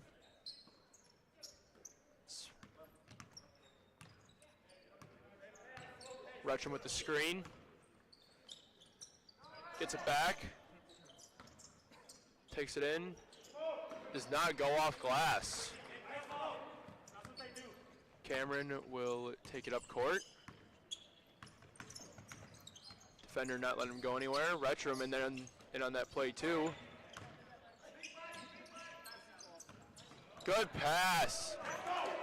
Off the glass for 2, Nigel. Yeah, once again, K2 crew getting it done, swinging the ball around, sharing it. Out of bounds, crew ball. Was Nick Nargis there Number 34, Cameron Tolfrey. on that And last back in the game, number 43, Zach Eaton. on that last play. 43 Cameron Toll-Free checks in for the K2 crew.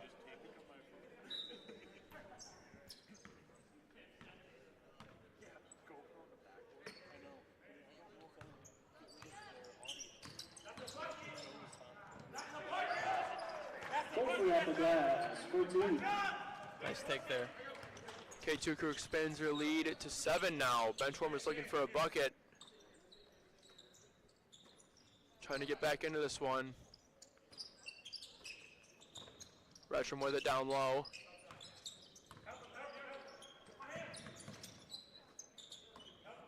Back to Retrum. Toll-free on him.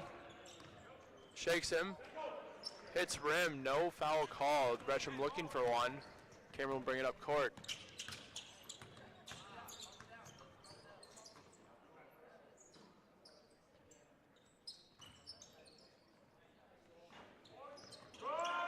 three no good. Tolfree grabs the rebound and taken away by the Benchwarmers. He knows it too. That pass was not good. Benchwarmers need a little momentum. They're getting the turnover. Let's see if they can capitalize. Pressure with him now. It's a charge taken by Tolfree down low. Gets the K2 crew fired up. His first team's first.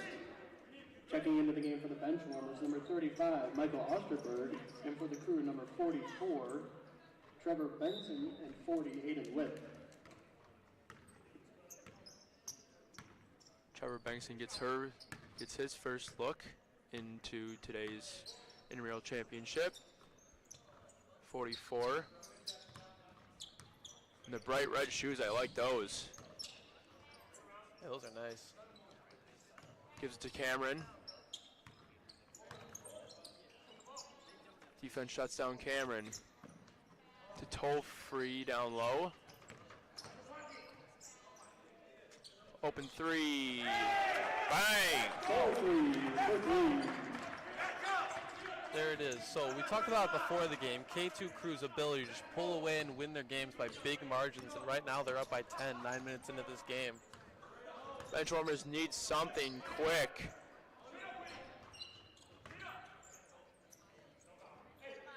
That won't go. Bertram there. Nothing doing though. Cameron will bring it up court. Good spin move. That'll be a foul. K2 Crew is getting everything they want right now. Seems. Open looks in the Fouls on paint. Benchwarmers, number 42, Garrett Larson, his first, team second.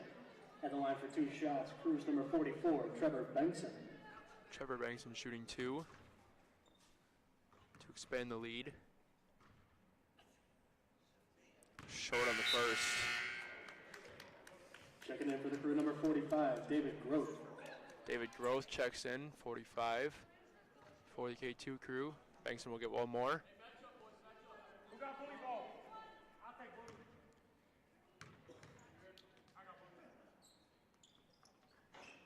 Misses both. It's what the Benchwarmers needed. Now they needed something on offense. Yeah, they got to get it going on offense here. 3 points, down by 10. Got to cut this lead down. Off the knee of a K2 player. Big Growth getting his own miss. Unfortunately, turned over to. That's Retcham on the other end. Retcham on the fast break, 2-2. K2 will bring it quickly back up now. Trying to catch Benchwarmers out of position. Now it's going to be a turnover. Retcham with it now. He's going to go. Gets it to fall.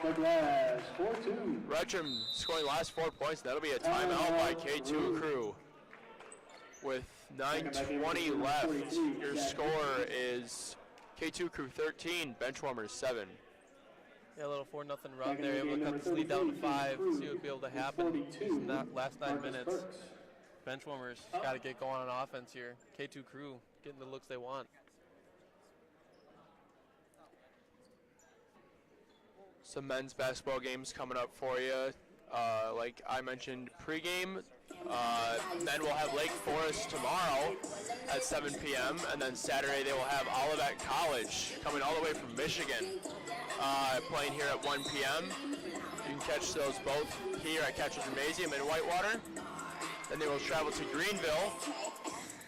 On the women's side of things, they come off a loss against River Falls.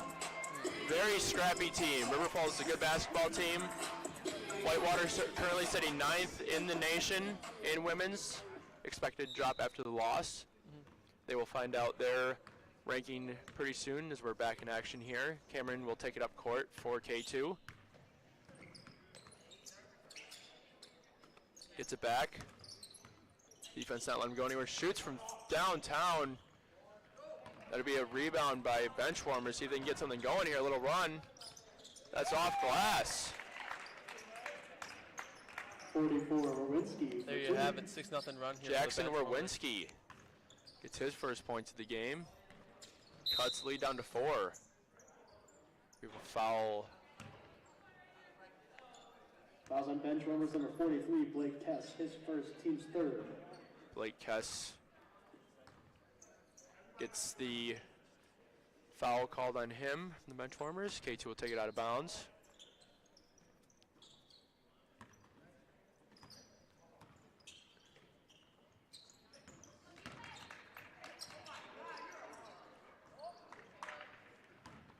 Richard passes it up.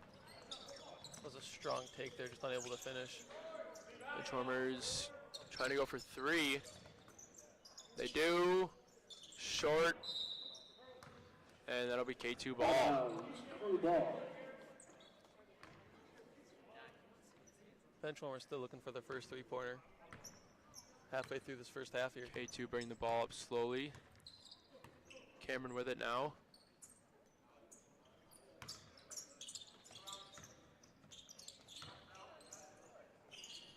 It'll be a turnover. K2 Cruz One-on-one action. Ball here. Off the glass for two, Kess. Blake Kess getting in on scoring action. Brings it to a 2-point deficit now. Benchwarmers on an 8-0 run. Can the K2 crew put a basket together to stop this bleeding? That'll be a foul. This is exactly what the Benchwarmers needed. They were able to slow the game down a little bit, get some turnovers, and take smarter shots. Able to cut the lead down to 2 is big for them. Coming up with 7 minutes left here. Caden Krug sees his first action. Tiedemann back in for the crew.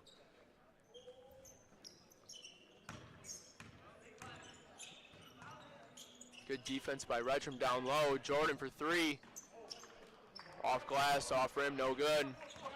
Benchwarmers will take it up.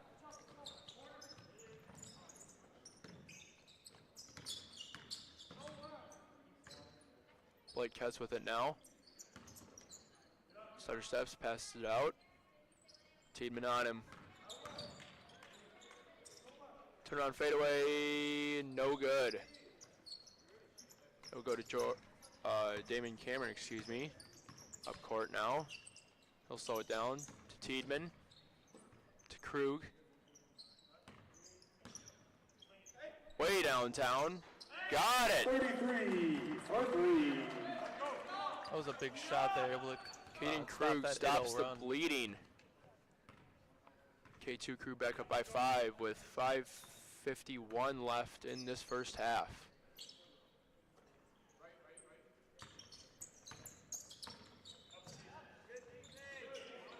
Good defense by the crew. Tiedemann with it now, up court. Pass off to Krug, what a pass! Krug! Second straight, 3 in a row. Getting fancy with it. Tiedemann with a nice pass between the legs to give it to Krug for his now quickly 6 points of the game.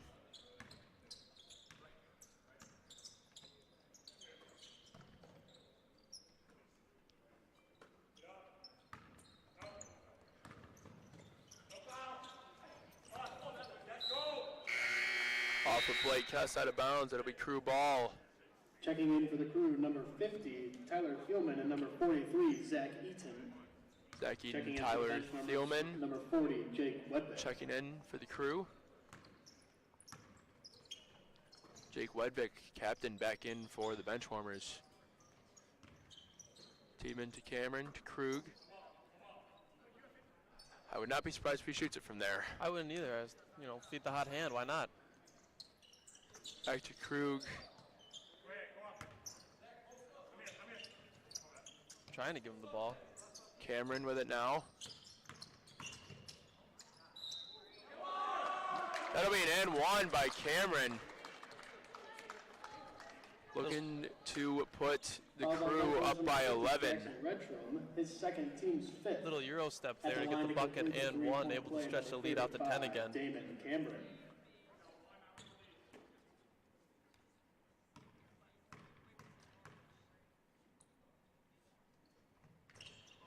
And he completes the three-point play. Benchwarmers need something quick. Blake Kess with it now.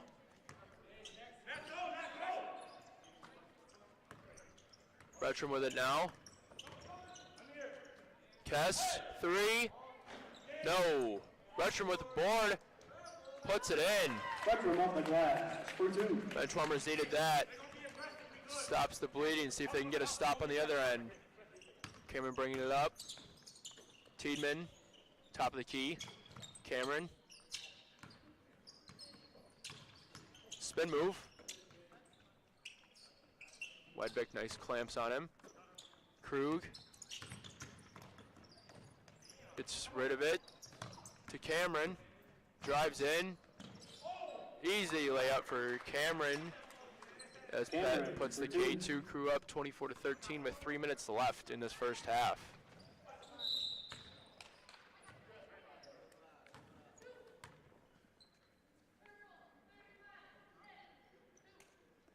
Fouls on the crew, number 35, David Cameron, his first, team's third. At the line, number 35, Michael Osterberg. Cameron's first foul. Osterberg's first is good. I feel like if the Benchwarmers really want to cut into this lead and maybe have a chance to take the lead, they got to start hitting some perimeter shots. They're getting a lot in the paint. Almost all their points have been in the paint or from the free throw line. Not a bad thing, but that's not how you're going to beat the K2 crew right now, it looks. Osterberg makes both. Cuts into the lead a little bit, 24-15. See if they can get a stop in the other end. Krug taking it up. Left side against Wedbeck.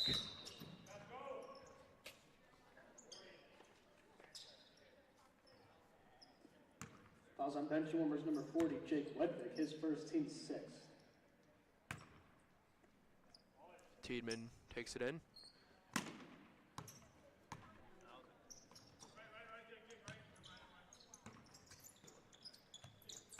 Tiedemann shakes his defender, gets rid of it. It'll be controlled by Blake Kess from the Benchwarmers. See if they can get a quick shot up here with 1:32 left in this first half. It'll be a really big stop if they're able to get some points off this possession right here.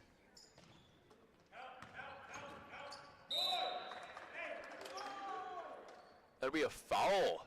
K2 crew does not like it. Fouls on crew, number 33, Caden Krug, his first, team's fourth. Caden Krug on the foul there. Benchwarmers will take it. Wedbeck with it now.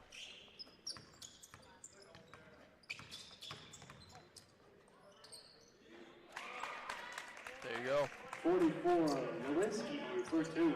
Orwinski gets Benchwarmers back into this one. 24-17 crew with 46 seconds left in this first half.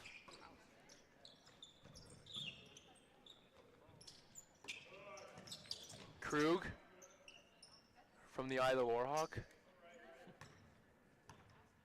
Slows it down. They will take this final shot of the first half. He's been able to give him a lot of momentum here these last few minutes, hitting some big threes. Benchwarmers need to stop. Orwinski on Tiedemann. They will hold it for another about 7-ish seconds. Tiedemann up top. Shakes Orwinski. And that'll be a hard foul. Tiedemann took a tumble. It looks like he's okay.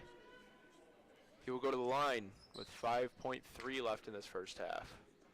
Fouls on Benchwarmers, number 35, Michael Osterberg, his first, team's seventh. Osterberg with the foul. That's the last thing you want to do if you're the Benchwarmers. Section number 20, Brooks Tiedemann.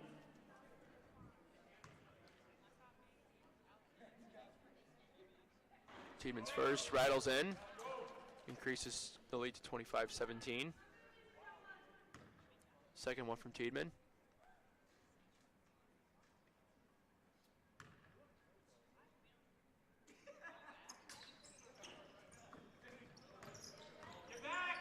Three seconds, Retrum, half court, short.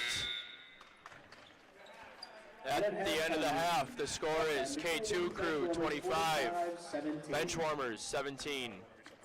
I'm Evan Crispin. Alongside with me is Lucas Jones, and you're watching the Intramural Basketball Championships on UWW-TV. Lucas, what things stood out most to you in the first half of play?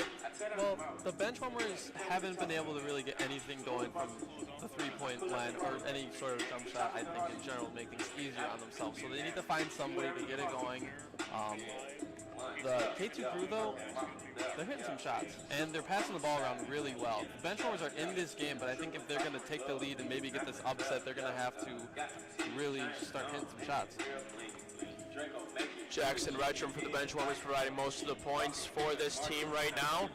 As the Cinderella team, the 13 seed, as we mentioned in the pregame show, continues to fight against the 2 seed. Along with both teams, there's a lot of size. And they're hitting their layups and mid-range shots, but K2 crew is just hitting stuff from beyond the arc, and that's what is stopping Benchwarmers from getting anything going. If they weren't hitting stuff from beyond the line, this would be maybe a 2-point, 3-point game at halftime. Exactly. Instead, it's an 8-point game. What Benchwarmers needs to do to begin the second half is get a stop, get some quick points, force K2 to take a timeout, say, think about it. We're only behind by a couple points. Like, what do we do differently to kind of change this up? But when they were on their little run there that cut the lead down to 2 or 3, they were able to get some turnovers and get some points off the turnovers, so I think that'll be a key point for the second half too. Like I said, K2 crew loves moving the ball around, so they're able to interrupt that a little bit, get to capitalize off points. I think that'll definitely be a game changer. Yeah, the little run happened with around 10 minutes left in the first half, so we'll see if Benchwarmers can replicate that. Along with the women's basketball side of things, they will host the Augustana College Vikings Wednesday here in Castle Gymnasium. Augustana making the trip up from Rock Island, Illinois. And Whitewater will look to bounce back from their upset loss against River Falls. As we stated before, men's basketball will play tomorrow against Lake Forest. That's a big game for the Walks and emotional. As we stated before, Derek Gray, one of our former men's basketball players, unfortunately passed away.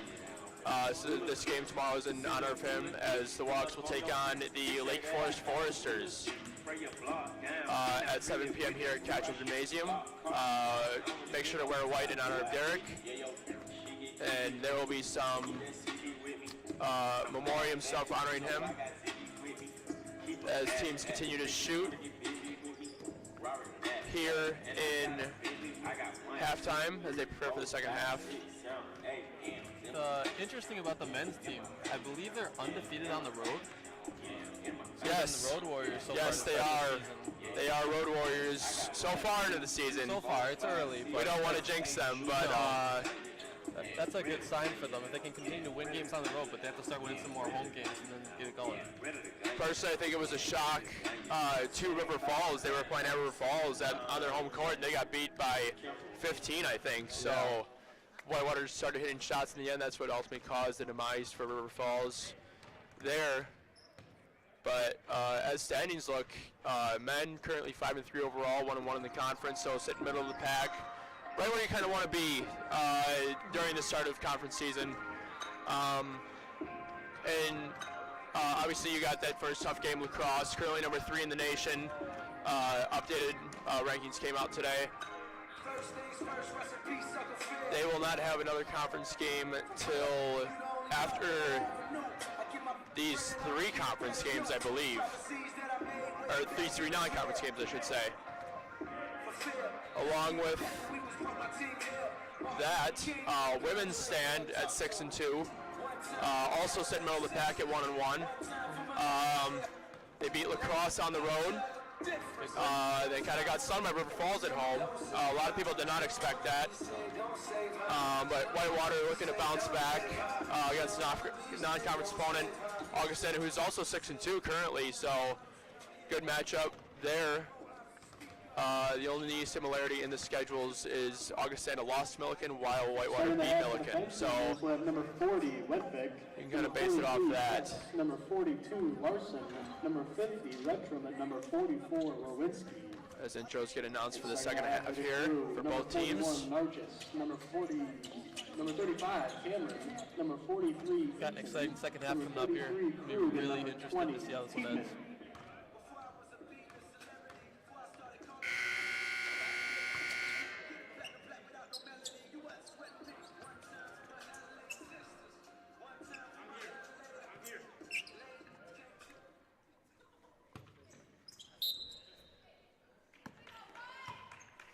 Benchwarmers take it in. Warwinski with it now. Top of the key against Tiedemann.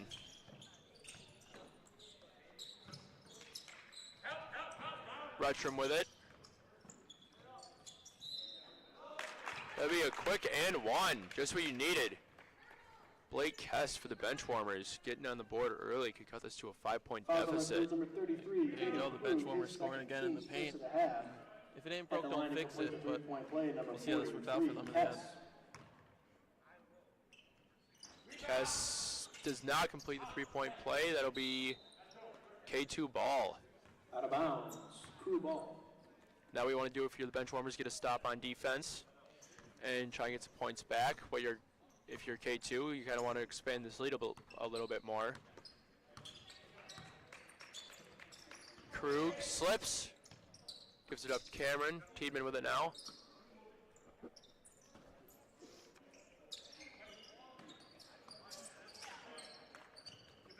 Warwinski with it now, running up court.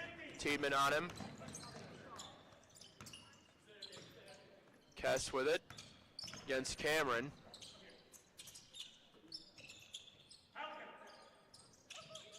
Kess passes out for three. No good by the captain, Jake Wedvik. Cameron will take it up court. Just beginning the second half with 18:26 left.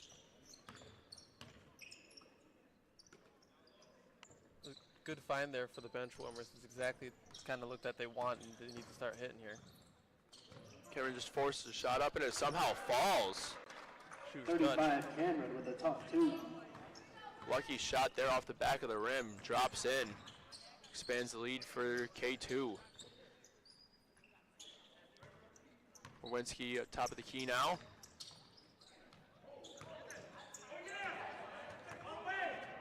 K2 gets a steal, and that'll be a foul on Warwinski.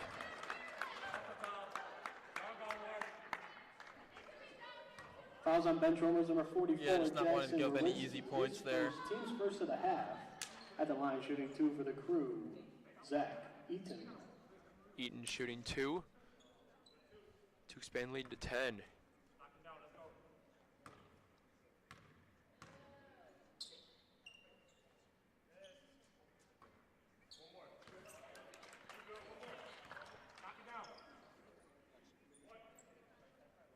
Eaton gets one more.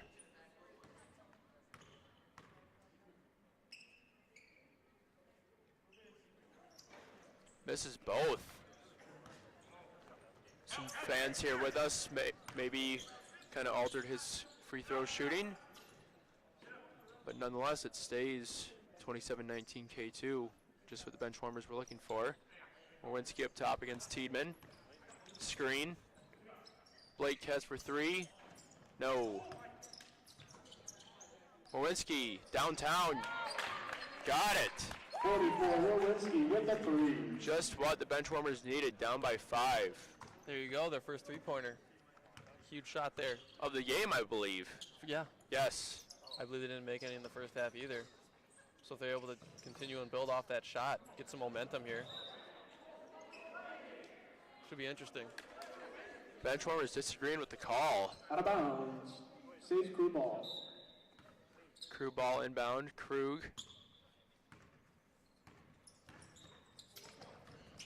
To Tiedemann. Back to Krug. Gets it to fall. Nargis for two. That's Nick Nargis, the captain, getting on the action in the second half. Benchwarmers looking for a response. That'll be a pass out of bounds. Out of bounds. Crew ball. Blake Hess was trying to go for Rutschram. Little miscommunication. Cameron takes the ball up.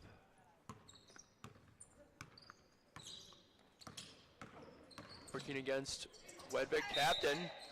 It'll be a foul as Cameron spills to the floor.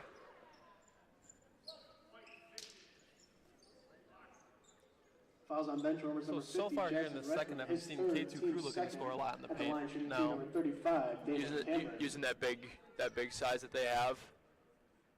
Cameron shooting 2. Cameron's just got some explosiveness going to the rack, though. He can take off really fast and beat you to the rim. Gets the front end. Checking in for the Crew, number 34, Cameron Tollfree. Number 45, David Groth, and number 50, Tyler Thielman. Tyler Thielman checks back in, so does Tollfree.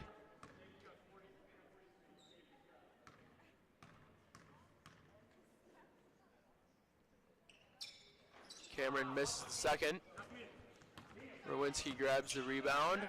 Benchwarmers down by 8. They get 6. Retro with an athletic play. Getting up there and not letting the ball go out of bounds. Really good focus there. Able to catch the ball and lay it in all in the same play. Tollfree with it now. Working against Wedvik. Tyler Thielman for 3. Short. Rowinski grabs it. Goes up court. Stops because he doesn't have numbers. Goes to the rack.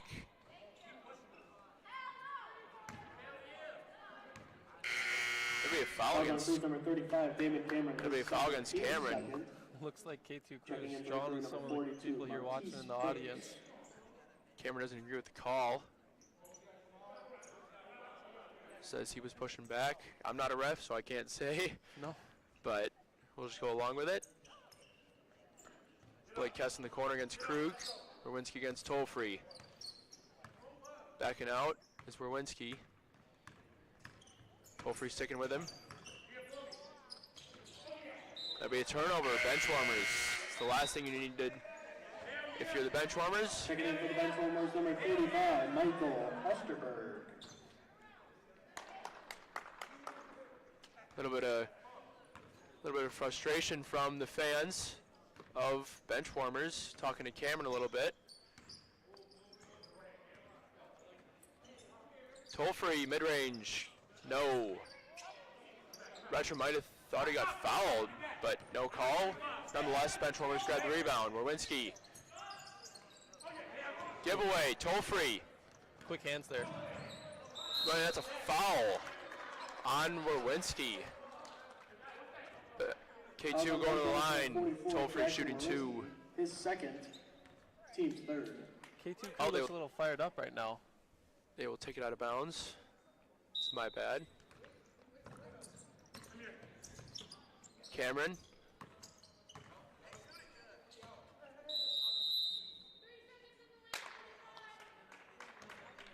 Three-second violation. Bench warmers ball. 3-second lane violation on the Crew. Rowinski up with it now. Benchwarmers down by 6. 12 minutes exactly left in the game. Rowinski, no. Retrum, rebound. Back to Rowinski, Blythe to Kess. Foul. I think that'll be on Krug. Fouls on Crew's number 33, Caden Krug, his third, team's third. He'll get subbed out. Checking in number 44, Trevor Benson, and number 40, Aiden Witt. Aiden Witt and Trevor Bengtson check in for K2. We got a timeout by the bench warmers. Good timeout if you're the bench warmers. Talk something over. You're the bench warmers here. I think you gotta score. You're around halfway through this second half here. You kind of in the middle, keep chipping away, getting close, and K2 goes on a run. They gotta start hitting some big shots and cutting away at this lead. But if you're K2 Crew, they've just been doing a good job, weathering the storm. The bench warmers keep on going to little runs, and they're just able to remain this steady lead, I'd say. As we mentioned, pregame bench warmers 13 seed, trying to finish their Cinderella story off with a bang. K2 comes in at the 2 seed, undefeated on the season so far.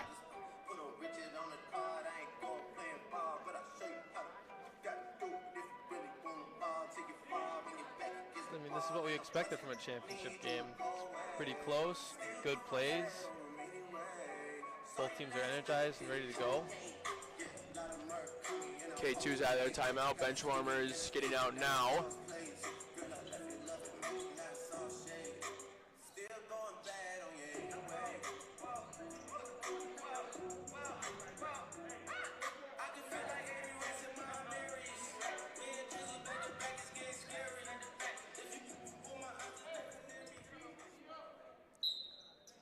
Benchwarmers inbound under the basket.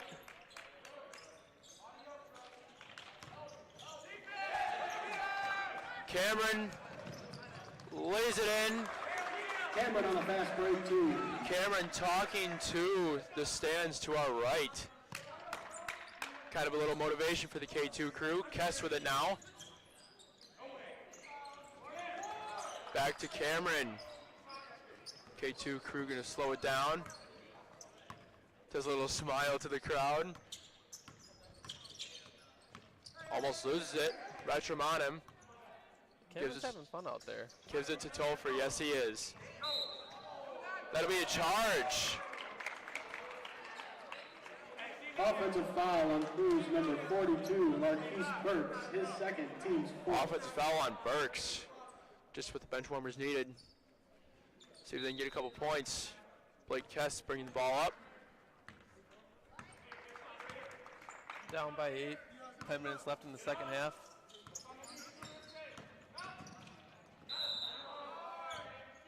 Be a blocking foul. Kess will go to the line. Every point matters here down the stretch. Fouls on Cruz number 44, Trevor Benson, his first, team's fifth. Trevor At the Benson line, shooting 2, number with the 43, foul. Blake Kess. Kess shooting 2.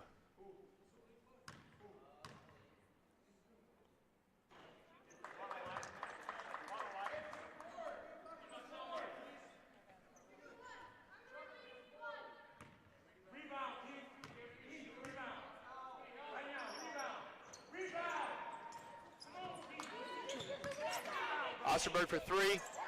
No. Cameron running with it. Gets it back. Borwinski with it now. Kess.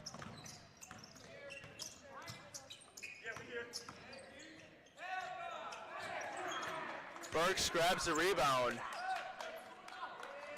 Cameron will slow it down. Benchwarmers rushing to some of these shots. 9:16 left.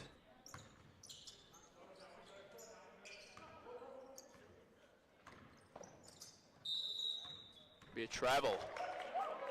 Traveling violation, Benchwarmers ball. It's Aiden Witt that traveled. Doesn't agree with the call. Benchwarmers catching a little bit of a break here. Shots are not falling though.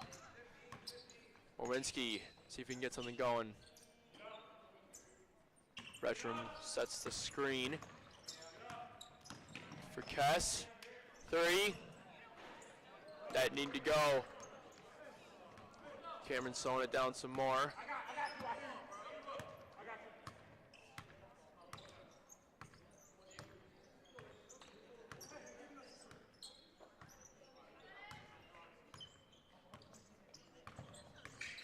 Cameron for 3. No. Rebound almost went in. Cam really wanted that one to fall. K2 crew wanted that. Rowinski over to his left. Kess with it in the corner. Good move to no avail. Retram grabs the rebound though. He puts it up. That'll be an and one. I think it'll be a foul on Burks.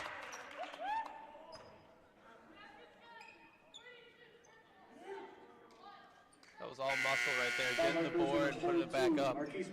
Good move by Retram, trying to get back in this one. If you're Retram, you need this free throw to fall. Brings you back within 5. 7:30 and counting.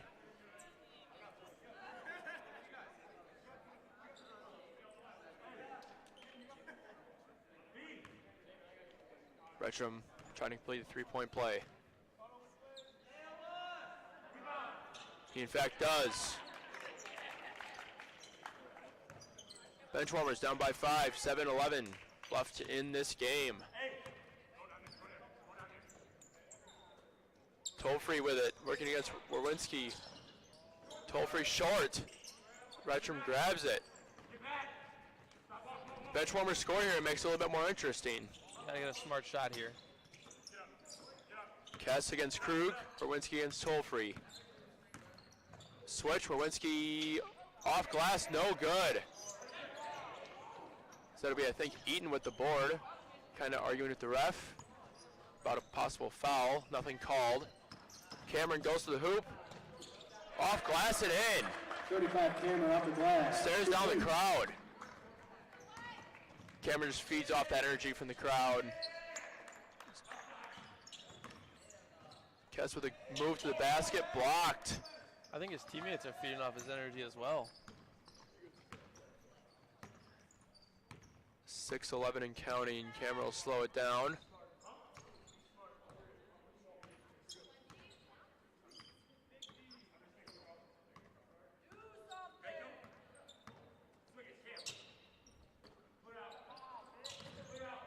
Toll-free step back three. No. Gonna be saved by the bench warmers. Good save. Obviously, there's a lot of time left here, but that would have felt like a dagger, I think, for the bench warmers.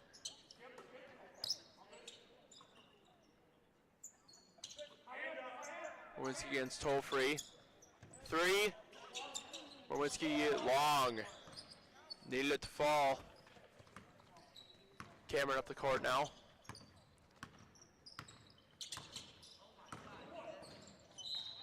And one. Cameron trying to put the knife in the heart of the bench warmers to end their Cinderella story. 35, Michael Osterberg. Taking over here. At the line to complete Cameron has just been on beast mode these past couple minutes, trying to complete the three-point play. He's getting it all done in the paint for the most part. Shots to fall, flipping it up. He's got the hot hand here late. He rolls in. Shooter's touch. He's feeling it right now. Benchwarmers down by 10, need something quick. Kess with it now against Krug. Loses it, regains it. Berwinski against Tiedemann. Retrum set screen. Berwinski out. Black to Kez. Kez doesn't get it to go. I mean, and one. Ooh.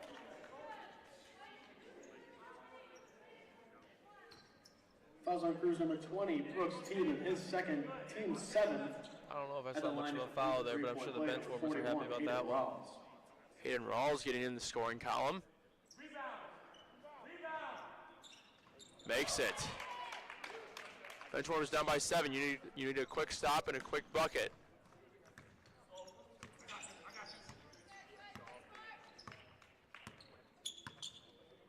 Talked about turnovers at half. If they were able to get one right now, it'd be really big for them. I think Benchwarmers just won too many turnovers this half. Yeah. Otherwise, it would be a one-possession game. They're Kess going with the for it, foul, though. doesn't agree. Fouls on 143, Blake Kess, his third, team's fifth. Sideline out of bounds for the Crew.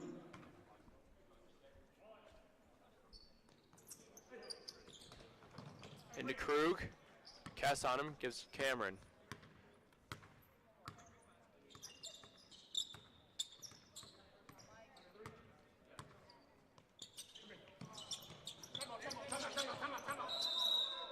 Timeout by Cameron, got trapped. Timeout. Charge to the Crew. Bench warmers applying pressure there, forcing them to take the timeout with 3 minutes left.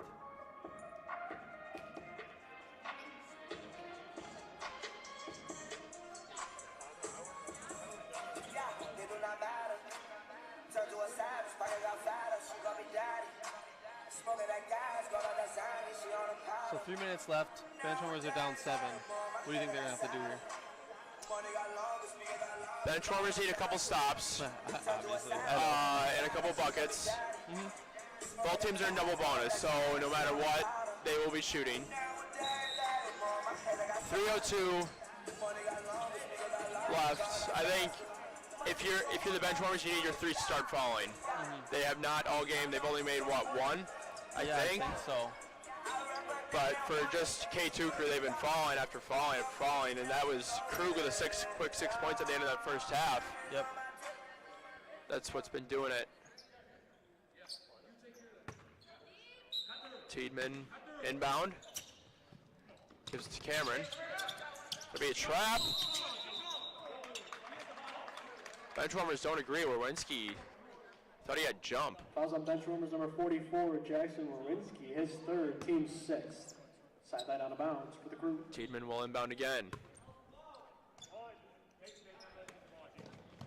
To Krug. Kess doesn't try to foul. Good move to no avail. Could be a foul on K2, I think. Fouls on Crews number There's the 41, stop Nick they Nargis, needed. his first. Team Yeah, Nick eighth. Nargis. Clock is still running here, remember. Yes, if you're the bench warmers, you got to do something quick. You need a quick three to drop. Just a quick Possible anything. 3-point play with a foul involved. Kess. Oh, right idea. That's not what you want to happen if you're the bench warmers. Tiedemann to Nargis. Back to Cameron. K2 would definitely slow it down. Tiedemann. Trying to chew up some clock here. Nargis to Cameron.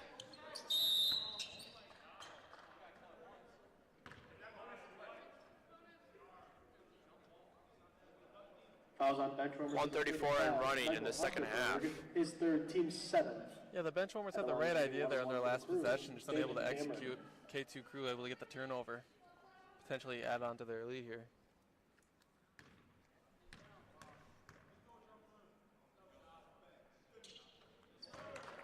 It's one for Cameron. This next one will most likely put the game away.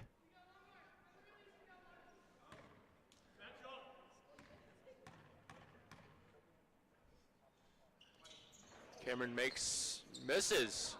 Benchwarmers got to hurry if they're going to make their Cinderella story come true. Three offline. Kez regains, stepped on the line. Out of bounds, Crew ball. That'll be Crew ball with 52.7 left. I feel like we haven't said Cam misses in a while.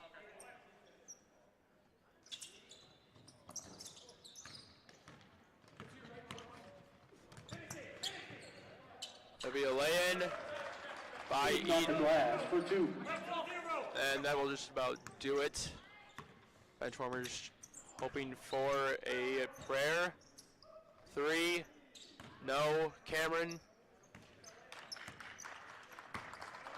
takes it.